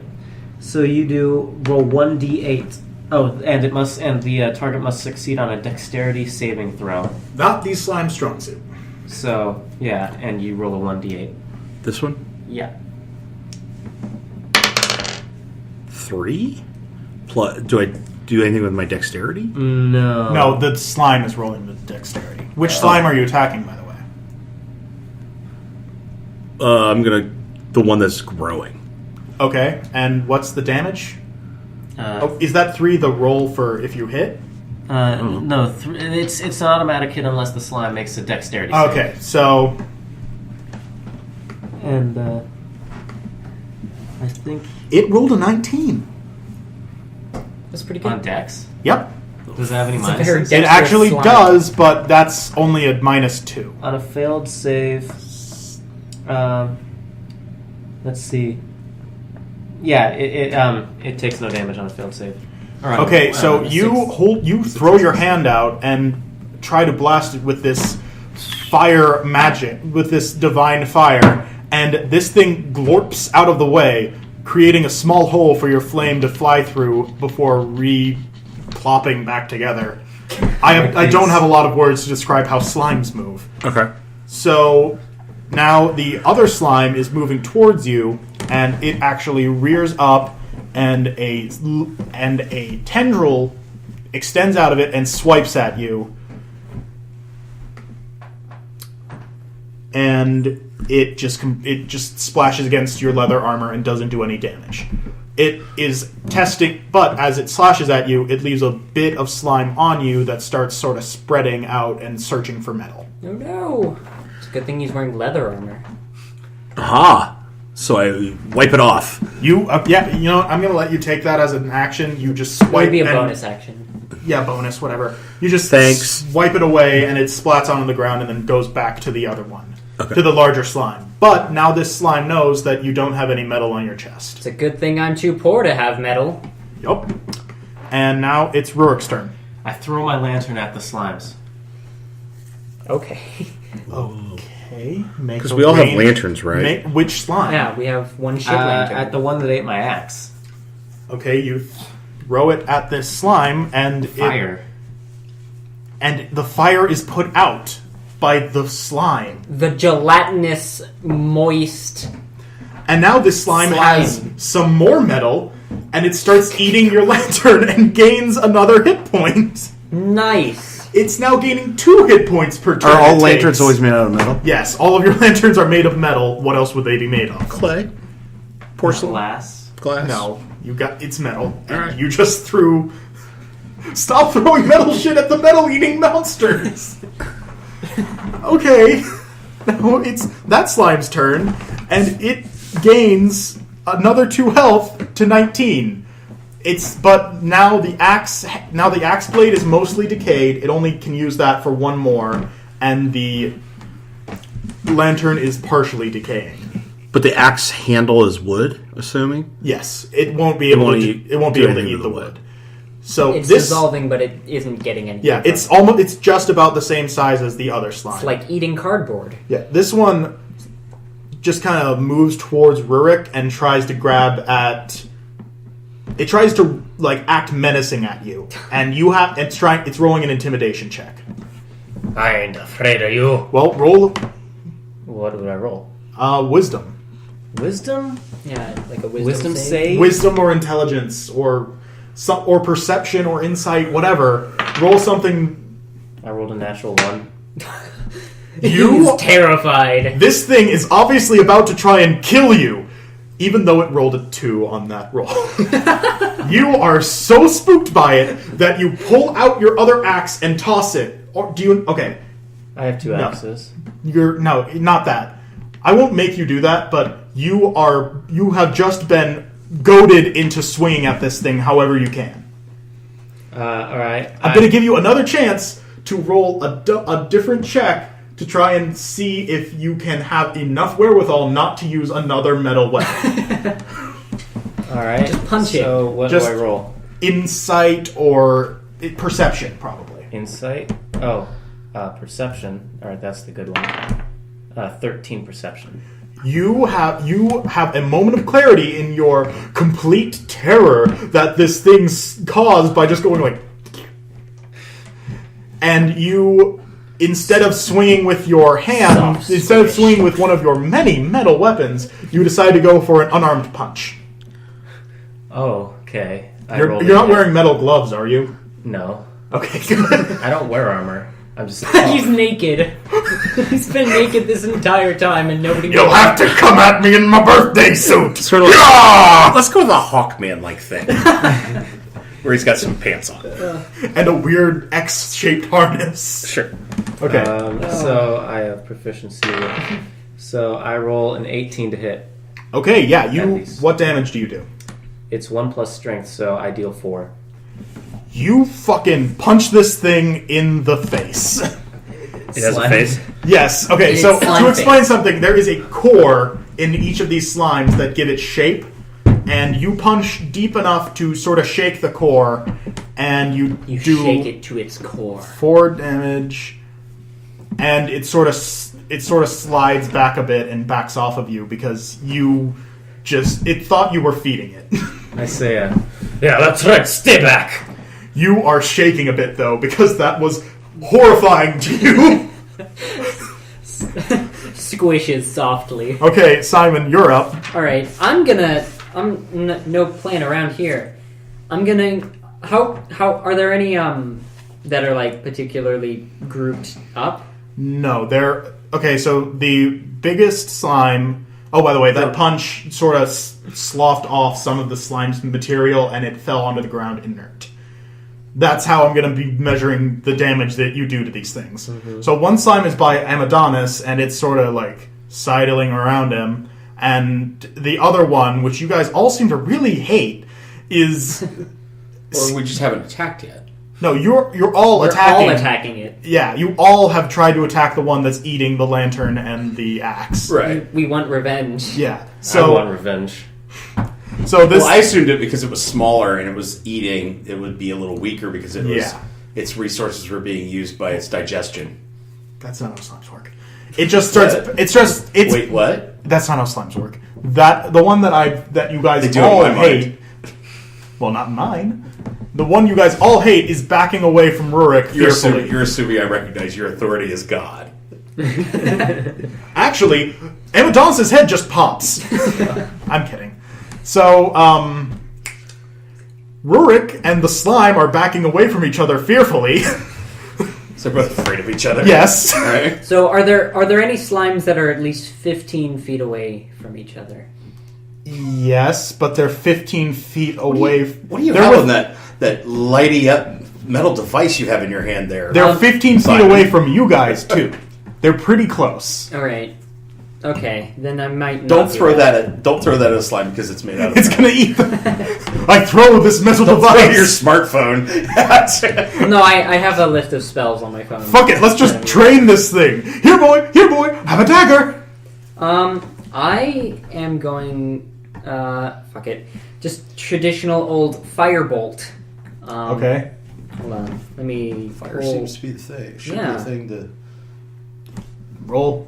That's what I tried by throwing the lantern. So That wasn't enough fire. that's 5. Like, that is a fire that's like this Wait. big, and they're trying to do fires that are like Was there this one big. lantern amongst all three of us? No, you guys all have your We own. each have our own. Well, that- now he doesn't. 5 plus okay. 2, which is 7.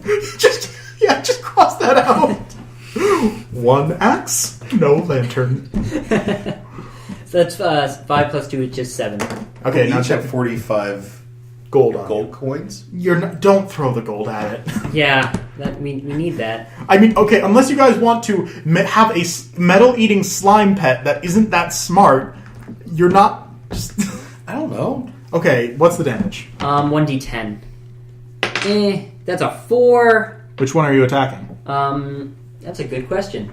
I'll attack the one with the lantern inside of it. You guys fucking hate this one. Okay.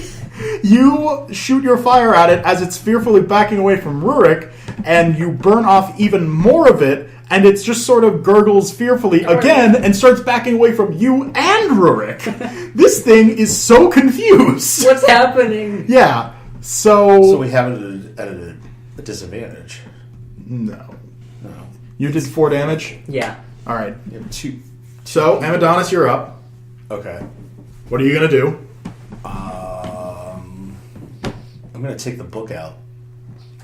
Okay. You take the book that you found in that other shaft He's out. going to ad-lib a story. And what do you do with it? I'm going to look at it and then put it back. You take a quick glance at the book. I take a quick glance at the book. Back into your pocket. Wait, don't I have like some sort of what are my spells? No, you know what? I'm going to take a sling. I'm going to pick up a rock, as big as rock as I can Non-metallic find. rock. As non-metallic rock. As a matter of fact, I'm going to find a rock that has opposite metal in it. You don't have any. Anti-metal. You don't have any Antarctic vibranium on you. Okay, it's not vibranium. It's No, not any kind of metal. Antarctic vibranium is a concept from the comics that actually is anti-metal. Okay. So I'm going to find a rock with any matter in it. You grab this rock, and everybody in a 50-mile radius is obliterated by the explosion. And see. Okay. No. That's the end of the campaign, guys. No, Okay. you just pick up a rock. I pick up a rock. Which one are you swinging it at? At the other one. The one that you guys aren't abusing. Yeah, let's try to All right, work on that so one. swing, roll your thing. I have a 2. Plus It rolled 2 a- is 4. It rolled an 18 to dodge. Wow. So you throw this rock at it, and it just sort of... It actually does hit, but not with enough force to hurt it. It just sort of blorps. Orps. like- And it floats... It Like kinda- on Jimmy Neutron. With those egg people. No. Excuse me? You actually do hit it, but it just doesn't do any damage. It embeds itself in its mass, and then it just sort of pushes it back out, and it stares at you. Okay. Now it's that thing's turn, and this time... So it it's- tries to attack me. Yes. Okay. Now, this time, More it's... offensive weapons. You have, like, an axe and a sling, and They you seem have to be- magic. Pointless. Okay. Well, you keep missing. This thing slides around you. What's your armor class? I don't know. Where do I know that? It should say armor class, right? Oh, 16. This just barely doesn't hit. Okay, so it seems to have noticed that you're actually actively trying to hurt it, and it shoots out a chunk of itself on a longer tendril and smacks it into your gut. But your armor blocks the impact, and then it pulls the mass back into it. Okay. Rurik, you're up. All right. So we still have to kill these two things? Well, if you want to just run and grab some stuff, they're not that fast. Yeah, what are we doing? You're trying to get... Do we have the core? No. The blasting cores, you presume, are behind that very large set of doors. But if they're as unstable as you say they are, maybe we want to wait until the commotion has calmed down a little bit to grab them? You don't want to fight holding one of these things. Let's see. These slimes, how big are they? The one that Compared to a dwarf. The one that Amadonus just missed is about at your, mid-stomach. It's pretty big. And the one... dwarf. Yeah, I know. And, the top of your stomach, just before your chest. And the one that you guys are all hitting, while it is still eating both your axe and the lantern, it's pretty small, about your waist. Mm-hmm.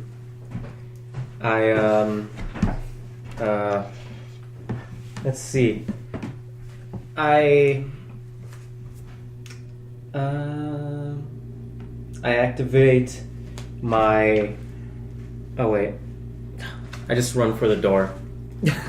You activate your I just run for the door skill, and you leap above... Okay, roll to dodge an opportunity attack from the larger one. Can I use disengage before? What is it? What is that? It stops from opportunity Did you not attacks. get that until, No, that's just an action. It's just a alright. regular action. Okay, you disengage. And then I run, and then I... Alright, you run around the fight, and the larger slime actually turns a bit towards you because it feels the vibrations of you, running, but it doesn't really care because you don't have as much metal as it wants. Because you're lame. So you run up to this door with the skeleton next to it, and you actually see that bottle and a hastily scrawled note next to it.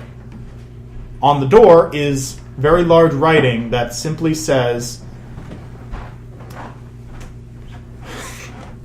"When a dwarf has ore, he is happy." And that's it.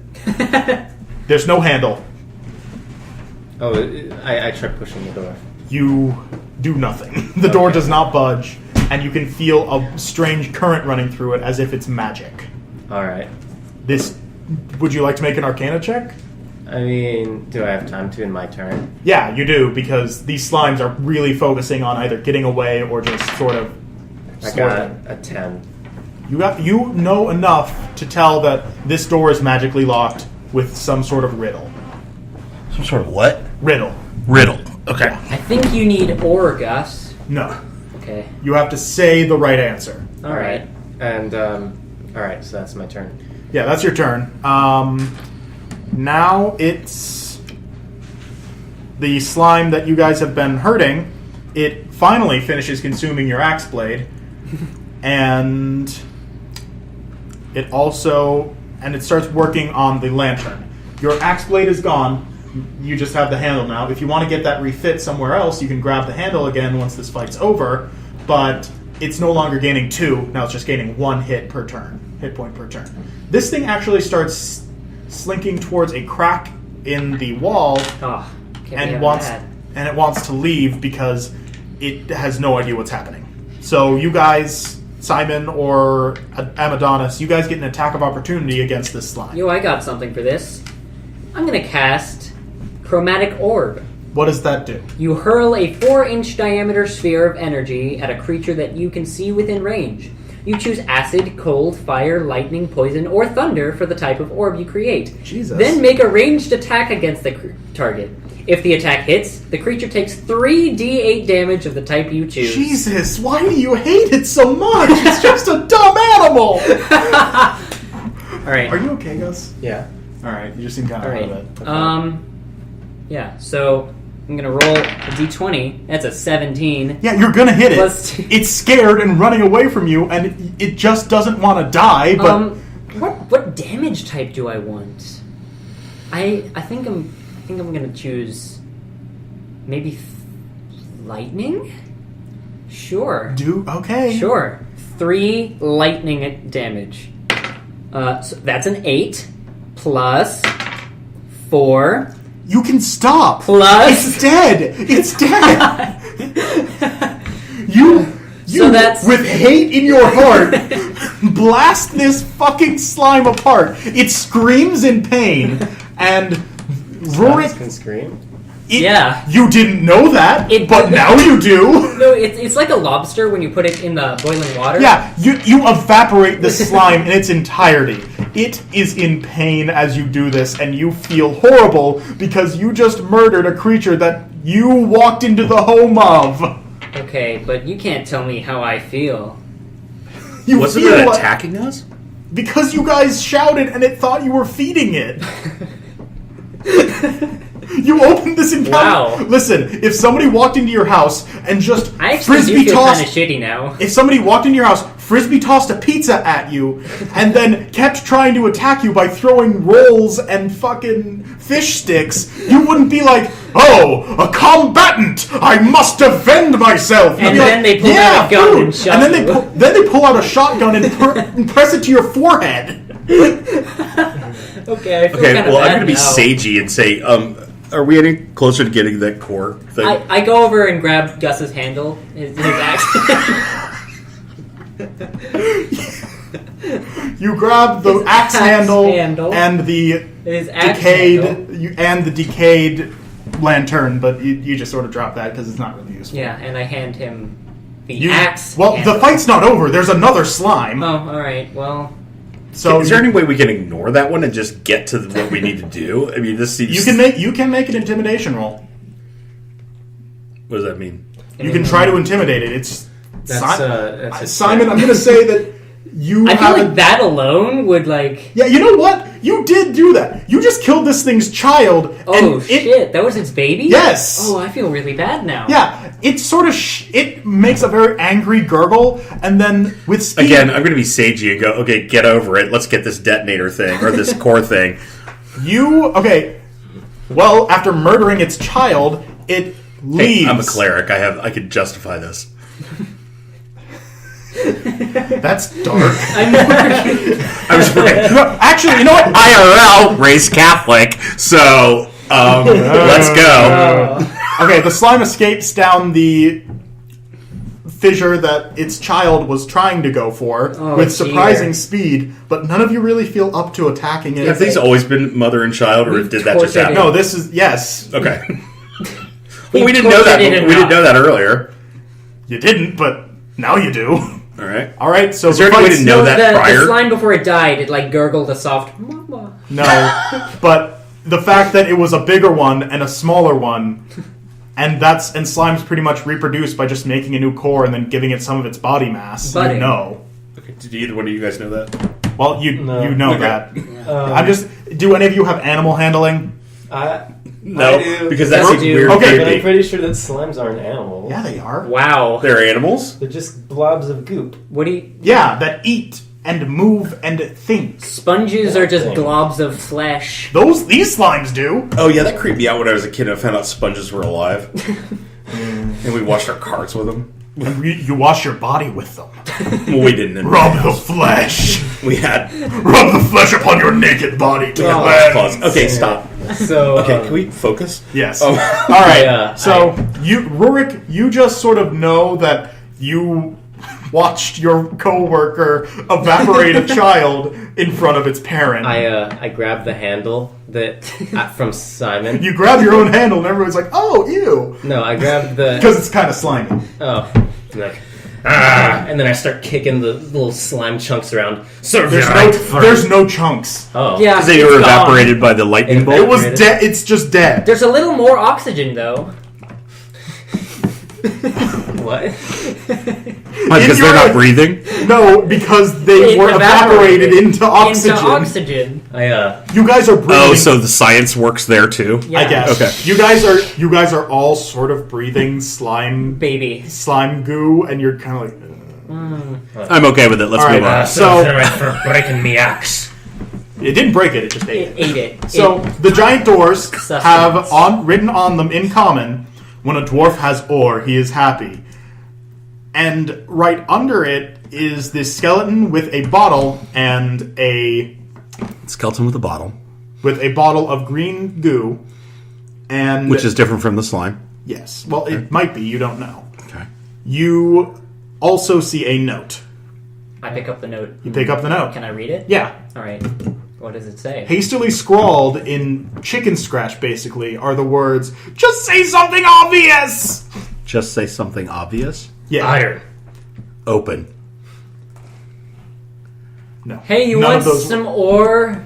None of those work. Okay. Wait, what are we trying to do? Are we trying to open That was the your door? character trying- voice, you're- though, so it didn't work. Yeah. You're trying to open this door by answering this riddle. I'm going to say Rurik tells you it's a riddle door. Okay. I say that. High five, Rurik. So You high five. Okay, so the riddle is just say something obvious. Well, whoever wrote that note realized it before they died, and they just wrote, "Just say something obvious." So the note was written by the skeleton Yes. I mean, Well, presumably prior before they were before it was a skeleton. skeleton. Well, it was written by the flesh around the skeleton when it was a person. What does the door say again? When a dwarf has ore, he is happy. Are you happy? True. You agree with the door. The door nods in agreement with you, and nothing happens other than that. We wonder how a door can nod. You wonder at that, and you all sort of get nosebleeds and take 1 psychic damage. I'm kidding. Okay. I look at the door. I said, Yep, that's as true as it gets. You again agree with the door. It does nothing because it's a door. Well, this door stumped me. Wait, what is the riddle? When a dwarf has ore, he is happy. But you guys could make perhaps insight or perception Sure, checks. I'll do that. I have some insights. I I have think +2 to insight. I have +5 insight. That's a 2 + 2 is 4. If I wait, You have can to I ask find a, an answer to the riddle to open the door. Can I ask a question? Yeah. If I had rolled on my What did you insight, roll? I would have had. I didn't, but I have a +5 on my insight. Damn. So would that have been better? Yeah. you We can all roll. If you roll insight. Oh, okay. You add the 5. Do I roll the 20 die? Yeah. 11 + 5 is a 16. All right, that is enough. You can tell from the way that it's phrased and the way the door is that it wants you to say something obvious about dwarves. Dwarves are short. The door's open. Nice. I actually had in my notes that the acceptable answers are things like dwarves are short. Well, Do any of you want to grab that weird bottle? Yes. Okay. When the door opens, You already have a magic item. Yeah, but I It's a grab it magic item. anyways. All right, you grab the item and you should make a check for it. when the door opens, it that wasn't a good riddle. Well, it Because to stumped dwarves, they're just It dwarves. They're not stumped short all at of all. you. It didn't even have anything about And the it, dwarf so- has a heightism moment where people are like, The dwarf is like, I'm not short. "I'm not short. I'm actually tall for I my just am." family. Yeah, exactly. All right. tall for a So dwarf. am I rolling an Arcana check? Yes. That's an 11 + 1 to Arcana, 12. It takes you a few minutes, but I'm not going to actually make you wait a few minutes. No. I'm just checking the time because I have to do our taxes. I know. This is going to be over pretty soon. Okay. You finally remember that what this thing is. This is a bottle of floozy ooze, which is slime that has been permanently charmed by the bottle itself. Whoever holds the bottle and releases the slime will get the slime to help them in a fight once a day. Okay. But to get the slime back in, because it is charmed by whoever holds the bottle, you have to convince it to get into the bottle while it tries to mate with you. Okay. I'm going to name her Sadie. The slime doesn't have a gender. Well, I'm going to You've named the slime Sadie the Floozy Ooze. I'm going to name them Sadie. Do either of you guys want to make a try to get this Floozy Ooze? no. Want to get your hands on that Floozy Ooze? So I now have a vor bag and a You're just... slime that wants to fuck and me. you're a furry. You're fetish central. God. I'm sorry, I didn't actually mean to make it this weird. It's me, Simon, the human... the The bird's- bird's fetish. The walking fetish. Okay, so- I think we're making Gus uncomfortable. What Let's is- walk into wait. let's walk into the room. What Through does door. the wait? What does the There we bottle are. have in it again? The A oozy slime. ooze. A slime, like the kind that we you guys just battle. fought. Yeah. But this one eats flesh. And but it's charmed. It's charmed to whoever holds the bottle. What does that mean? Charmed in this case. It means It will. It it's sort of- I trusts. caught its eye. It's sort of like You've caught its core? It trusts you, it thinks you're its friend, sort of thing. Okay. But in this case, it thinks it's your lover. You said the bottle is charmed. It's okay. The slime is charmed to the bottle, and therefore whoever holds it. Okay, so the Yeah. bottle is just a container. Yes. Okay. So then, can we go in this? Yes, you room can. The and door's get- opened. Okay. So in the room are actually you see 8 blasting cores stacked in a sort of pyramid. Okay. And you carefully, very carefully. I'm not going to make you roll for this because if you rolled wrong, you're all dead. Nice. Who wants to grab it? I will. All right, Over. you on over and lift a core up with one hand, and everyone's kind of like, oh, Jesus. Oh, jeez. They say Jesus to invoke the incredibly acrobatic Jesus of Just keep Fresno. going. Just keep going. I'm world building. Okay. So you were holding the blasting core, and you start heading up because you have all the things you need. Nice. Wait. Do we only want one? I can grab one. One is enough. Are we sure? What if we I'm fail? Do we have to sure- go through all this again? And No, you fail, and then the items scatter themselves back to the original I don't know. position. They all I mean, fall back down the shaft. Why are there 8? There's 8 because they had a lot when they needed to get rid of them. Yeah. All right, as you guys head back up, you hear some very loud fighting, Oh. and as you come out of the shaft, So we don't have any challenges on the way back. nope. All right. Well, you have a challenge now because there's 6 soldiers in dark leather armor fighting Fennel and Beta. Fresno Rob is off to the side, gutted. Oh. He is. You can tell that he's dead. Ah. I never liked him anyways. I was getting sick of him. Yeah, yeah. Wait, was he the guy with the? He was your on the boss. platform? Who talked like this? Oh, good. Yeah, and I'm going to be sagey and say, Fuck that guy. "Good riddance." Yeah. So Which is not, by the way, what sagey means, but Yeah. Yeah. You see Fresno Rob's corpse. You also see that there was a 7th soldier Nice. who has been pinned to the wall by a broken pickaxe that Beta is holding the other part of. Nice. As you guys walk out and start taking in this fight, you see Fennel jump out with speed that you can barely follow. So I'm assuming he's a rogue? They are. Yeah, alright, They sink their teeth into one of the soldiers' throats and rips it out.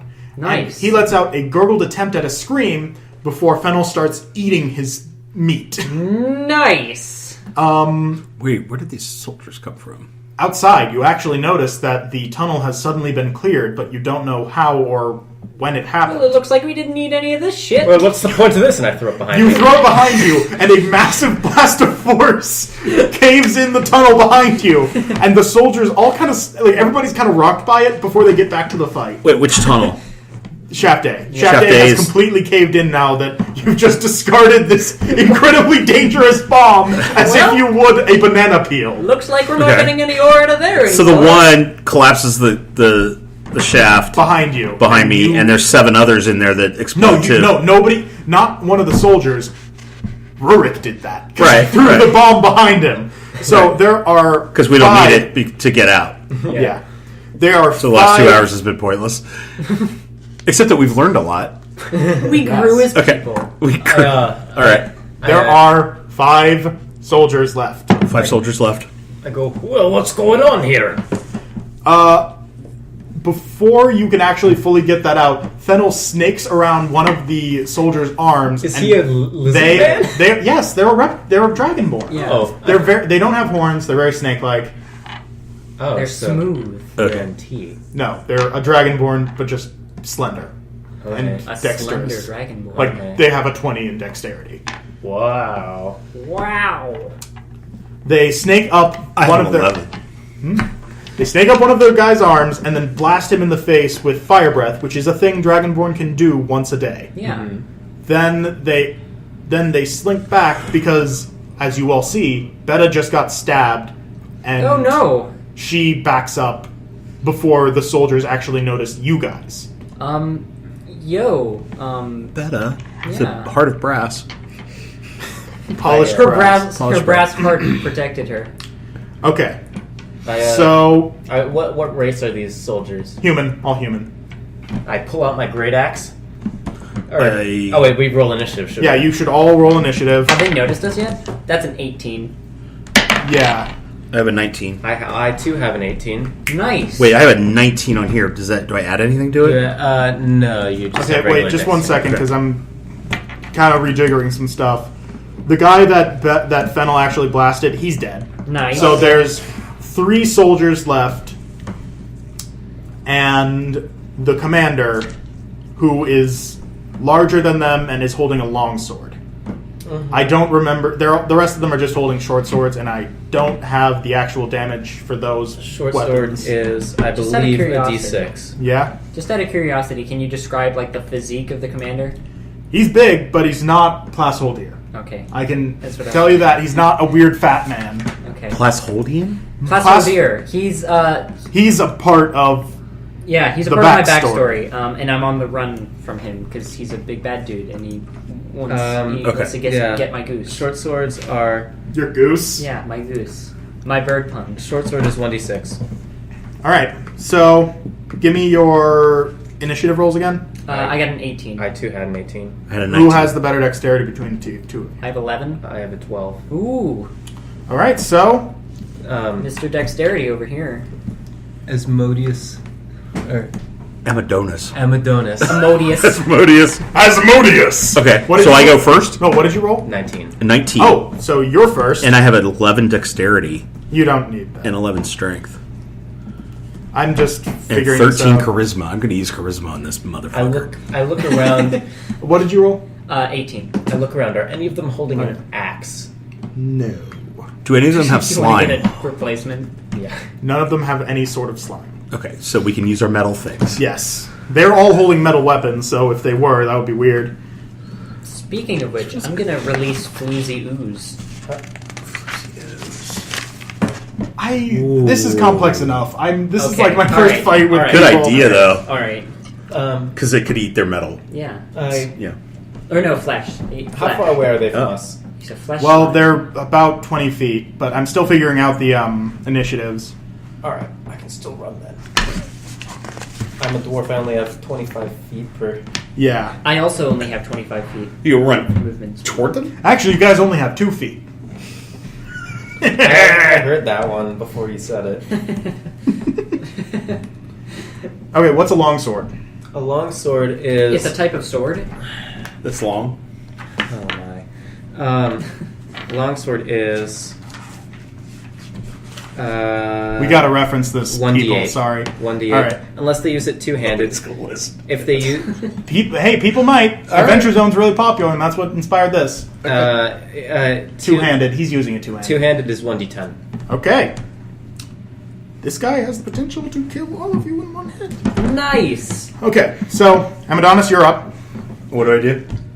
An attack. Roll this 20 die.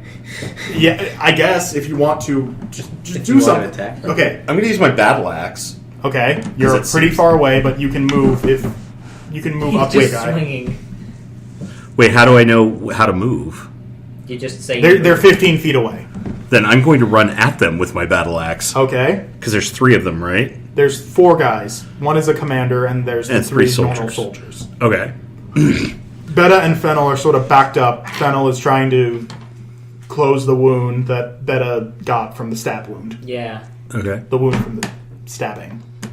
Okay, so it seems like I should, after this attack, no matter what happens, use some of my medicine things to help somebody, right? You have can spells. if you want, but you get okay. If you go in and attack, you can't cast a spell after. Okay. Yeah. So So I have to choose one Yeah. or the other. I'm feeling aggressive. I'm going to get. Let me use my battle axe. okay, roll. You say non-aggressively. Which one are you attacking? Well, the commander. Okay. He has an... What did you roll? I rolled a 16. He has an armor class of 15. Ooh. And my armor class is 16. Well, that doesn't really matter. So, you rolled a 16. Well, he's going to try to hit back, isn't he? Well, once it's his turn, yeah, roll your damage. Okay. 15. 15. All right. So you run up and you just fucking deck this dude. He growls as you sink your axe into his gut, and you can see blood seeping out from the armor. But he glares at you afterwards, and you can tell he's still in the fight. Now it's Rurik. Because he glares at me? Well, he's not gurgling in his death throes. All right, I'm still going to flip him off. Nice. Okay. You flip him off, and he actually tries to bite your finger for a second. So All right. You don't have to roll anything. I say, leave one of them. And then I run up to the closest one and I slash at his knees. Okay, Dark. Roll damage. Remember, I pretty much Roll, taken out their roll- commander, right? No, he has 10. not dead, but he's not dead, but he has 10 health left. Okay. Okay. I have. I rolled a natural 20. That's a critical hit. Yeah, now roll your damage for this guy. So what you do when you roll a critical is you roll twice as many hit dice. Yeah, And I don't know if you want to do this, but I do a... just roll it. Okay, I do a fancy roll where if you roll the maximum, you get to re-roll again and keep the damage. No, Okay. just roll twice as many dice. And You roll a 19. I roll 19 plus 3 for my strength. Okay, well, as you swing, this guy just starts screaming, and Just an angry dwarf runs up to him. you cut off his legs so hard, but the bottoms of his legs fly off as you slice through his knees like a hot knife through water, and he falls down onto the stumps with 5 health left. Hey, you got him in his Achilles heel. And he just screams at you in fear and confusion. You did not look like the person who would have that much strength to do what you just did to him. Oh, never underestimate a dwarf. He just asks, "Why?" That's his voice. All right, now it's Simon. Hey, do you want to do anything horrifying? Perhaps melt a child? I have... It's funny you mentioned that. I have one more spell slot, and so I'm going to shoot the commander with yet another chromatic orb. Does that have an area of effect? No! Okay, It because if it did, Amadonus still has an axe in his gut. Yeah.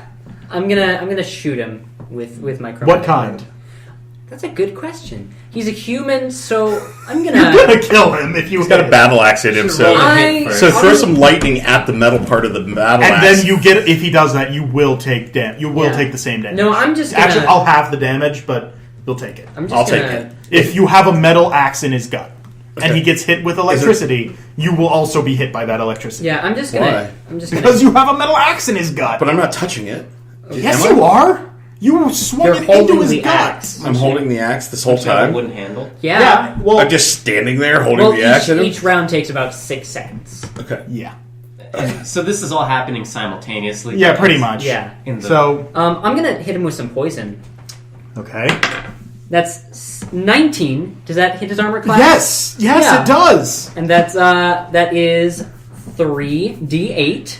You're gonna kill him. So that's 2 plus 8 plus 1. Yeah, so I don't even have to think about this. That's He had 11. 5 health. Yeah. He had 10 health. You actually just barely killed him. Nice. Where do you throw this? I'm gonna hit him in just square in the face, like right in the maw. He screams Yeah. as as you melt the flesh from his face With the Nice. poison. with the poison, because you did enough poison damage that he just dies. Yeah. And he slumps back and sloughs off of your axe, Amadonus, and just twitches on the ground. Okay, so the commander's dead. Very, very, very dead. Do we have to fight the other two soldiers, or do they fall? There's in line 3 because soldiers. The other Well- 3 soldiers. Well, there's 3 and like 6/8 of the soldiers because Rurik has decided to become some kind of grim surgeon. Just chop off his So is that guy incapacitated? No, he's very dead. No. Well, The commander Commander's is dead. The dead. commander's dead. The guy with no legs screams and wildly swings his sword at you, Rurik. You're gonna have advantage on this. Or when We you should just keep have him alive. We disadvantage. can question him.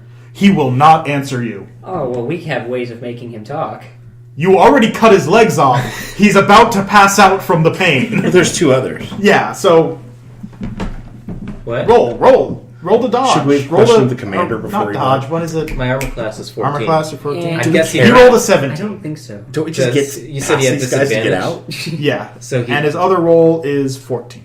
So What is your armor class? 14. Yeah, it's me. What's the... Yeah, he's going to hit you.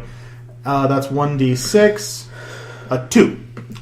He sinks his blades just into your shoulder, but not very much, and then he huffs, puffs, and bleeds to death.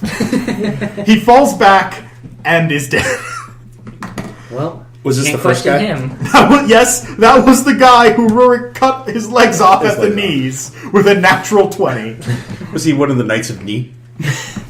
Well, now he's the Knights of Stump Yeah. and dead. Yeah. Okay. He is the Knights of Fuck Me, I'm Dead. Okay, The other so there's soldier- 2 soldiers left. Yeah. One of the soldiers shouts, "You people are monsters!" and then runs and takes a swing at you, Amadonus, and he got a 10. What's your armor class?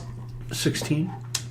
It glances off your armor, and his hands are shaking. He is obviously terrified. Yeah, he better be. Then the other soldier actually runs up behind him, gives him an encouraging pat on the shoulder, and with a grim face, he looks about your age, actually, Amadonus, he takes a swing at you also. And he rolled a 17. That beats your armor class. Okay, so what does that mean? I'm going to roll damage. He does 4 damage to you, slicing it across your, I don't know, chest. Okay. It's a pretty massive chest. And he does some pretty massive damage to it. Okay. You take 4 damage. Take that out of your health. Out of my health, so I'm down to a 5. Yep, you're at 5 health. Now it is your turn again. Mine? Yep. Okay, so I have to figure out what I'm going to do Yeah. to the guy So that... there's 2 guys in front of you? To these Yeah. 2 guys in One front guy of me? whose hand is on the other's shoulder, giving him encouraging shoulder pats, and the other guy who is terrified after seeing his commanding officer melt and one of his friends be cut off at the knees. Listen, to these guys are just soldiers. They walk into this encounter, a midget cuts one of their legs off, and then melts their boss's face. I melt their bosses. Yeah, and then a bird casts some sort of death orb. I gotta figure out those death orbs. Chromatic orb. Okay, do I have to pick one of my weapons? Can I use them both? I would suggest can you only use pick the one. axe. You can only pick one. I can only pick one. So I can't have a battle axe in one hand and a sling with a rocket in the other?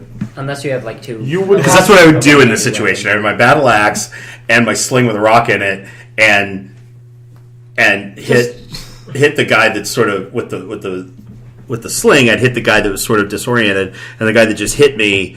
I would take a battle axe to his neck. Well, just So let's pick do let's pick the battle axe and neck. I seem to be a rather mercenary cleric. Yeah, 12. that actually hits with his armor class. So What's his roll armor class? 12. Okay. So I'm rolling damage. Yeah. No, that's not. You don't roll a d20. Okay. What do I roll? What is the- triangle with a pyramid? It should say on here you have a battle axe that is a. Oh, D8. So that would be this. Oh. 2. All right, you slash, and he starts to dodge, but you nick his neck pretty deep, and he grumbles at you. He grambles at you, gramble, and takes a step back away from his friend. But he's not that hurt. He has 18 health left. What do I have to do to kick him in the chest? Take him out.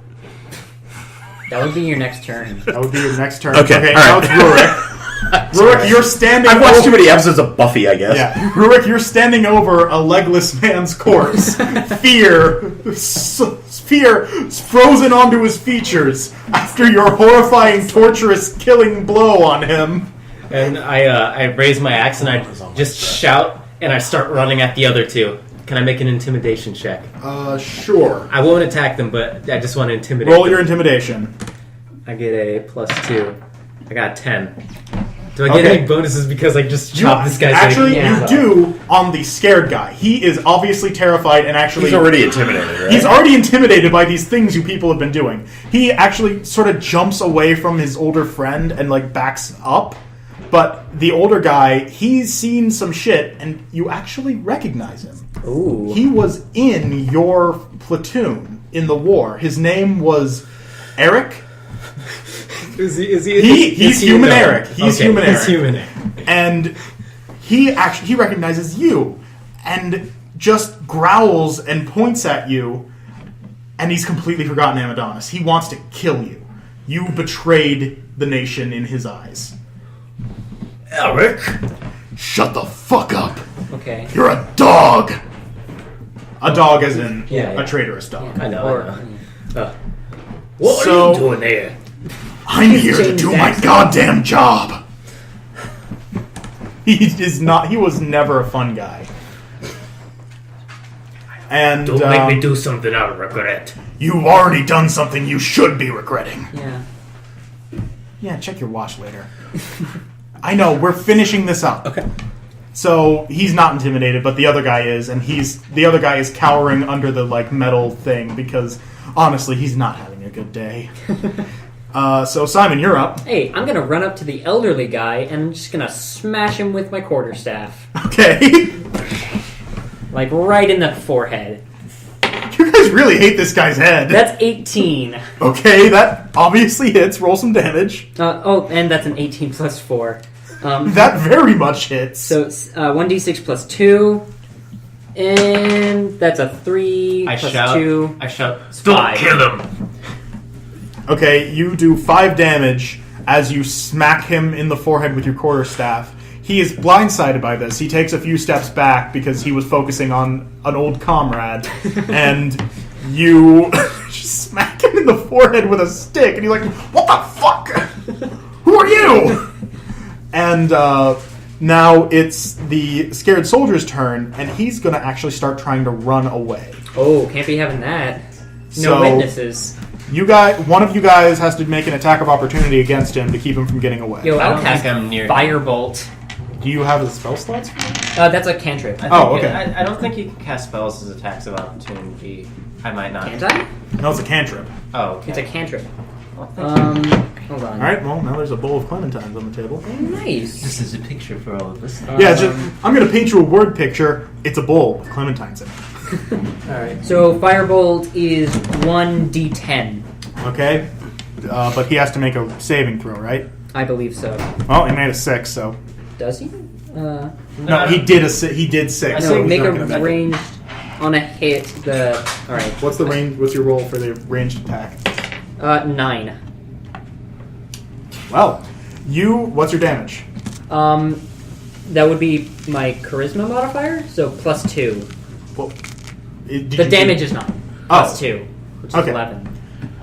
Yeah, you blast this guy in the back as he's running away, and he lets out a yelp and sort of falls to his knees, and now he's prone and not running anymore. Nice.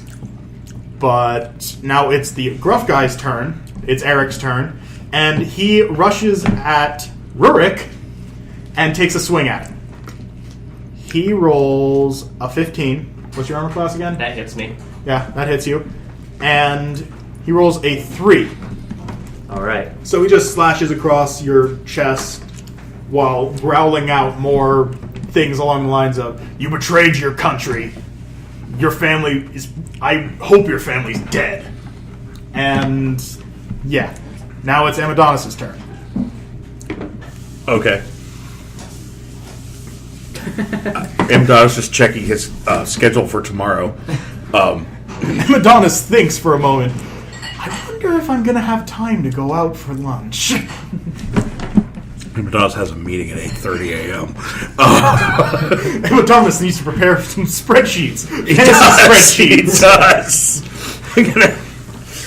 Orc workers are about 25% more effective in these areas. Okay, so wait, All what's right. going on?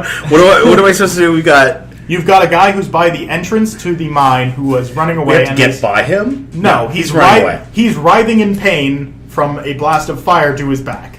Okay. You have Eric, the gruff veteran guy, who is trying to murder Rurik specifically.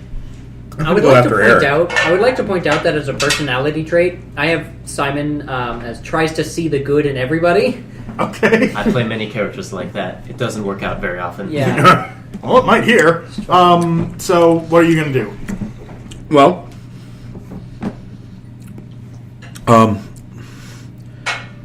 what's our ultimate goal here? To get out of the To mine? get out.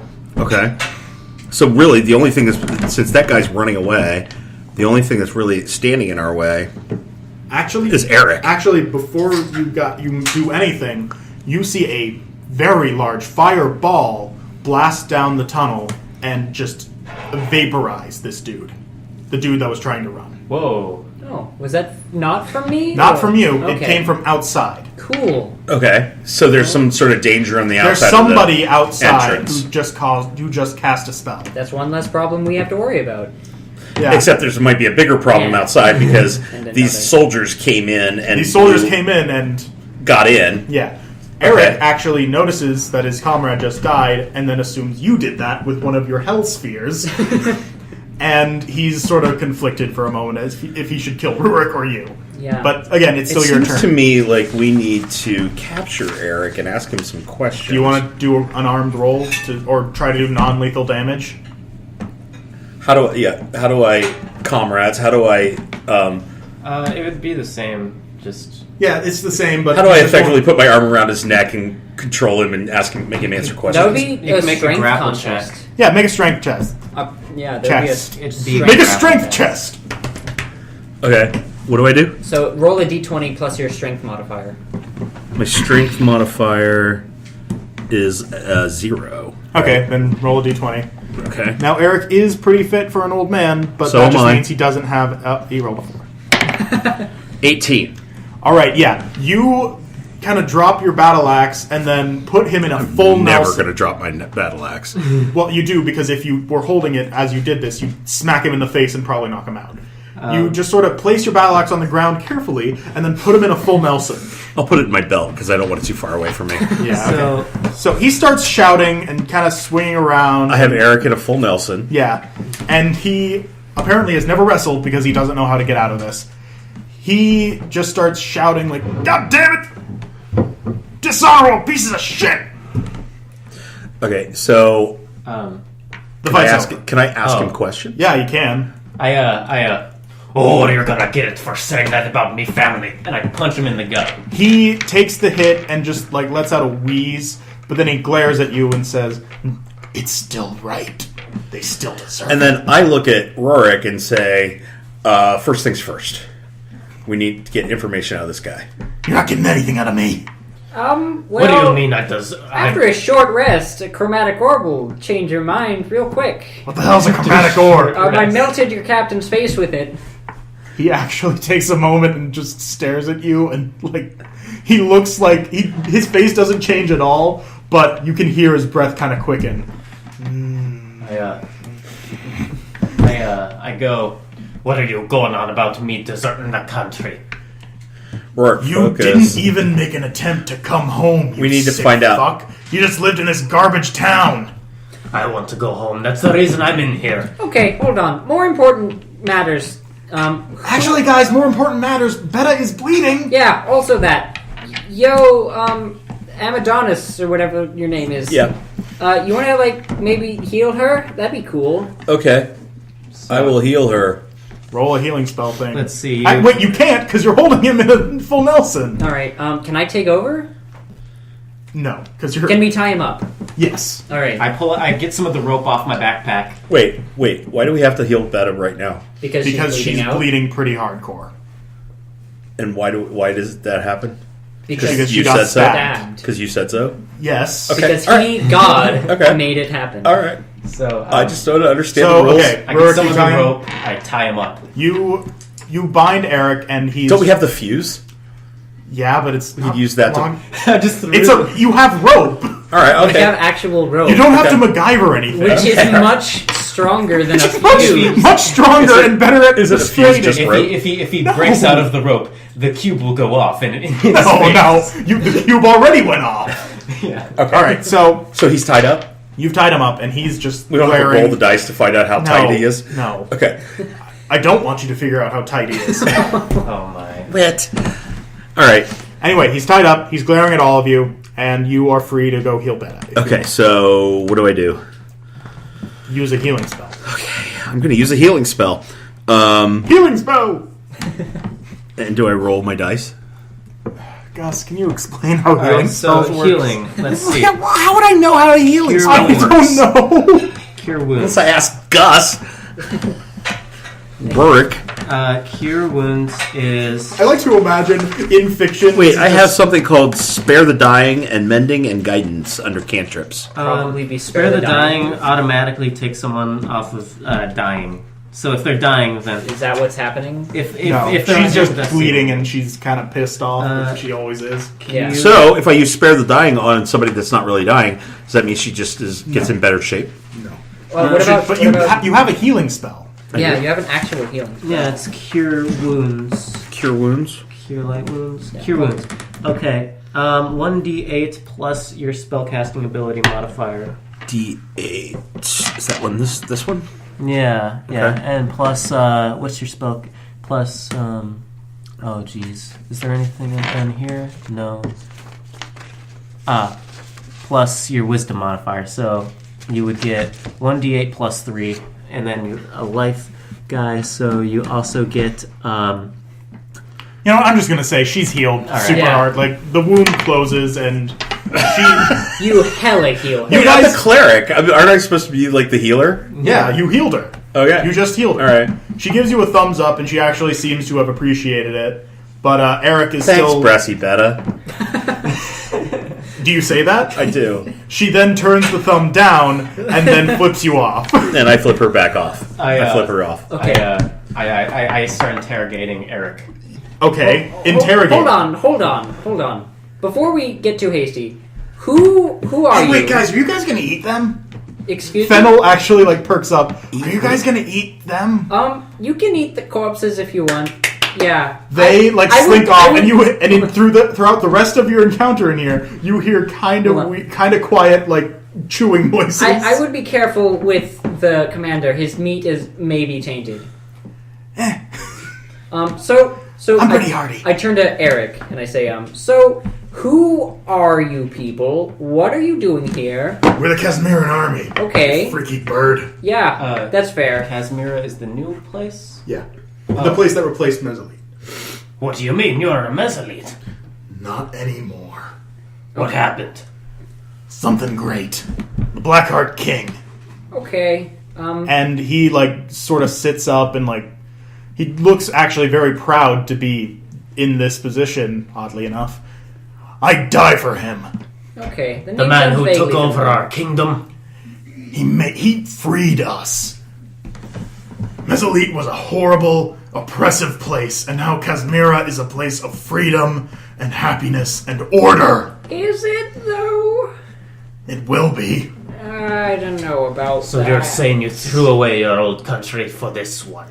I threw away a pile of shit for a diamond. And I smack him in the face. He spits. You punch him hard enough that his lip starts bleeding, and he spits in your face in response. Oh! Okay, so And why? then in response, he goes, "Ugh." So why are you in? Why are you here specifically? Why are you in this shit mine town? We're reclaiming this entire goddamn territory.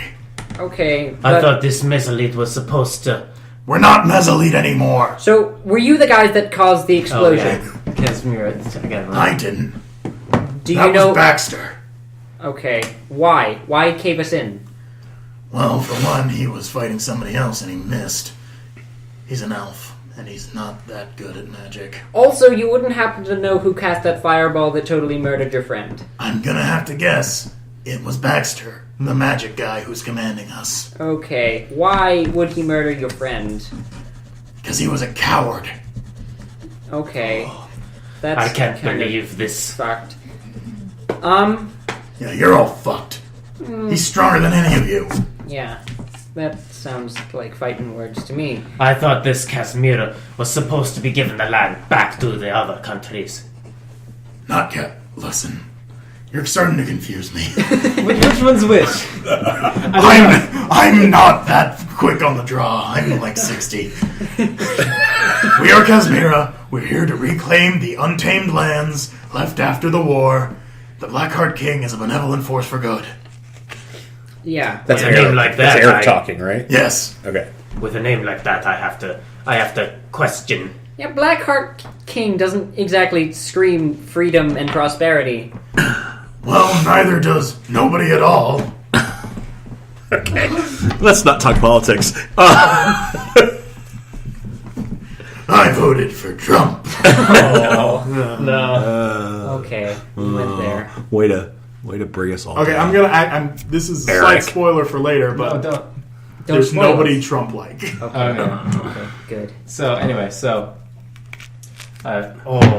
You're gonna get it. Okay. Yeah. He just spits at you again.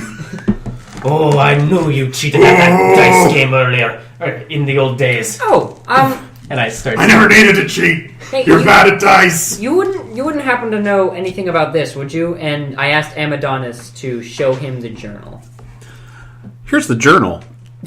He stares at it, and then stares at Amadonus, and then stares at you, and then he asks, Is that your bird language? Wow, that's racist.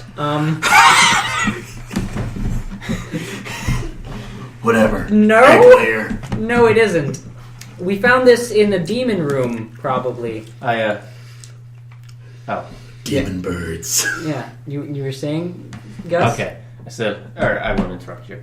"No, he's not. He's That not was talking." the Alright. end of my See. dialogue. Well, I know what to do with a traitor like you. And I. You're the traitor here. Yeah, I mean, to be fair. Technically, okay. Honestly, he's right. Are you just punching him a lot? No, I was like, I just Star Wars. Traitor. He just makes noises. But I grab him and I start carrying down to mine A. Okay. He's actually wriggling a lot and trying to get out of this. And you're just... Mineshaft A is The slimes. filled with rocks. There's not... No, the slimes are both... You Caved it in. You killed the child and drove away the parent. Okay. I start walking He back didn't know that down at the to time. see if we see that room. You don't. Why are you carrying him with you? We're just taking him He through, doesn't know anything about anything. giving him a tour of the mine. This is where we saw some freaky shit. So we This is showed him where we showed him killed 3 imps. the book. You showed him the book and he doesn't understand anything. He is like... He assumes that you guys are trying to pull some sort of weird murder prank on him. Well, Oh, I was gonna toss him in that room with Wait. the big scary thing. Do we know why they It's blew, not... It's not blew there. into the mine? Do we know why he and the soldiers blew the... yeah. Well, okay, so the way he explained it, or I explained it as him, wasn't very clear. Baxter, this elf wizard that you haven't seen yet, was fighting somebody else and blasted the entrance to the mine and trapped you all. Then they reached it, and after learning from some townspeople during this fight that it has you guys in it, and that you might be able to fight against them, he opened it up and sent those soldiers in, leading to the fight that you guys to came eliminate in on. us? Okay. Yeah. But we beat the soldiers. Yeah. So Baxter of Casimir is out there Baxter waiting for doesn't us. know, but he does know that he had to kill So- one of them. So I tell, I say, I'm not gonna kill you, but if I ever see you again, I won't hold back. Actually, Betta stands up, reaches over, grabs his head, and then twists 360 degrees. I mean, we could have got some more information No! out of him, but that's fine. Oh, he deserved it. Yeah, I figured he was going to die soon. So, do you guys want to search some of the bodies? Yes. All right. I look around for a hand axe among them. None of them have a hand None of them axe. have a hand axe. Well, But there is a blacksmith in town. That's going to be your quest for the rest of the campaign. I'm Find gonna a hand fix this axe that I lazily tossed into a slime and convinced you. Get ready to You honeypot that slime. You were like, "Here, have some food. Quick, blast it." Okay, we need to pause. yeah. Well, this is just about the end of this part. So, Alright. Okay. on the commander's body is 100 gold pieces, All a right. family dagger, and orders written in a language that none of you can read. the other soldiers don't really have anything. If you want to search Fresno Rob, he has 20 gold Nice. and a very small oil painting of him lounging on a couch. I'll take that All right. and put it in my vor bag. Betta, as you take that and put it into your bag, Betta and Fennel just sort of stare at you. Let's save that for later. But Fennel actually recognizes the writing on the paper, and they say, "Oh, hey, that's Draconic." And they don't say anything else. They just sort of stand there. You care reading that to us? I can't read that. Oh, The last time I saw Draconic, I was like just out of the egg. okay. All I know is Common and Dwarf. Wow, that's... Okay. They actually, upon realizing that there's a dwarf here, they turn to you and say in Dwarfish, "How did you lose one of your axes?" And their voice drops down weirdly. They do weird accents when they speak other languages. In Dwarvish, I respond, "Oh, some slime took it. Yeah. Wow, you in every language, huh? It got it what it deserved. Okay. Okay, All right, so you don't know what these orders are, but they're very different from the weird book you found. So we need to find somebody who can read this. all right, so do you think this is a good place? Yeah, this is a good place Yeah, to stop. You alright. guys head up and the adventure pauses.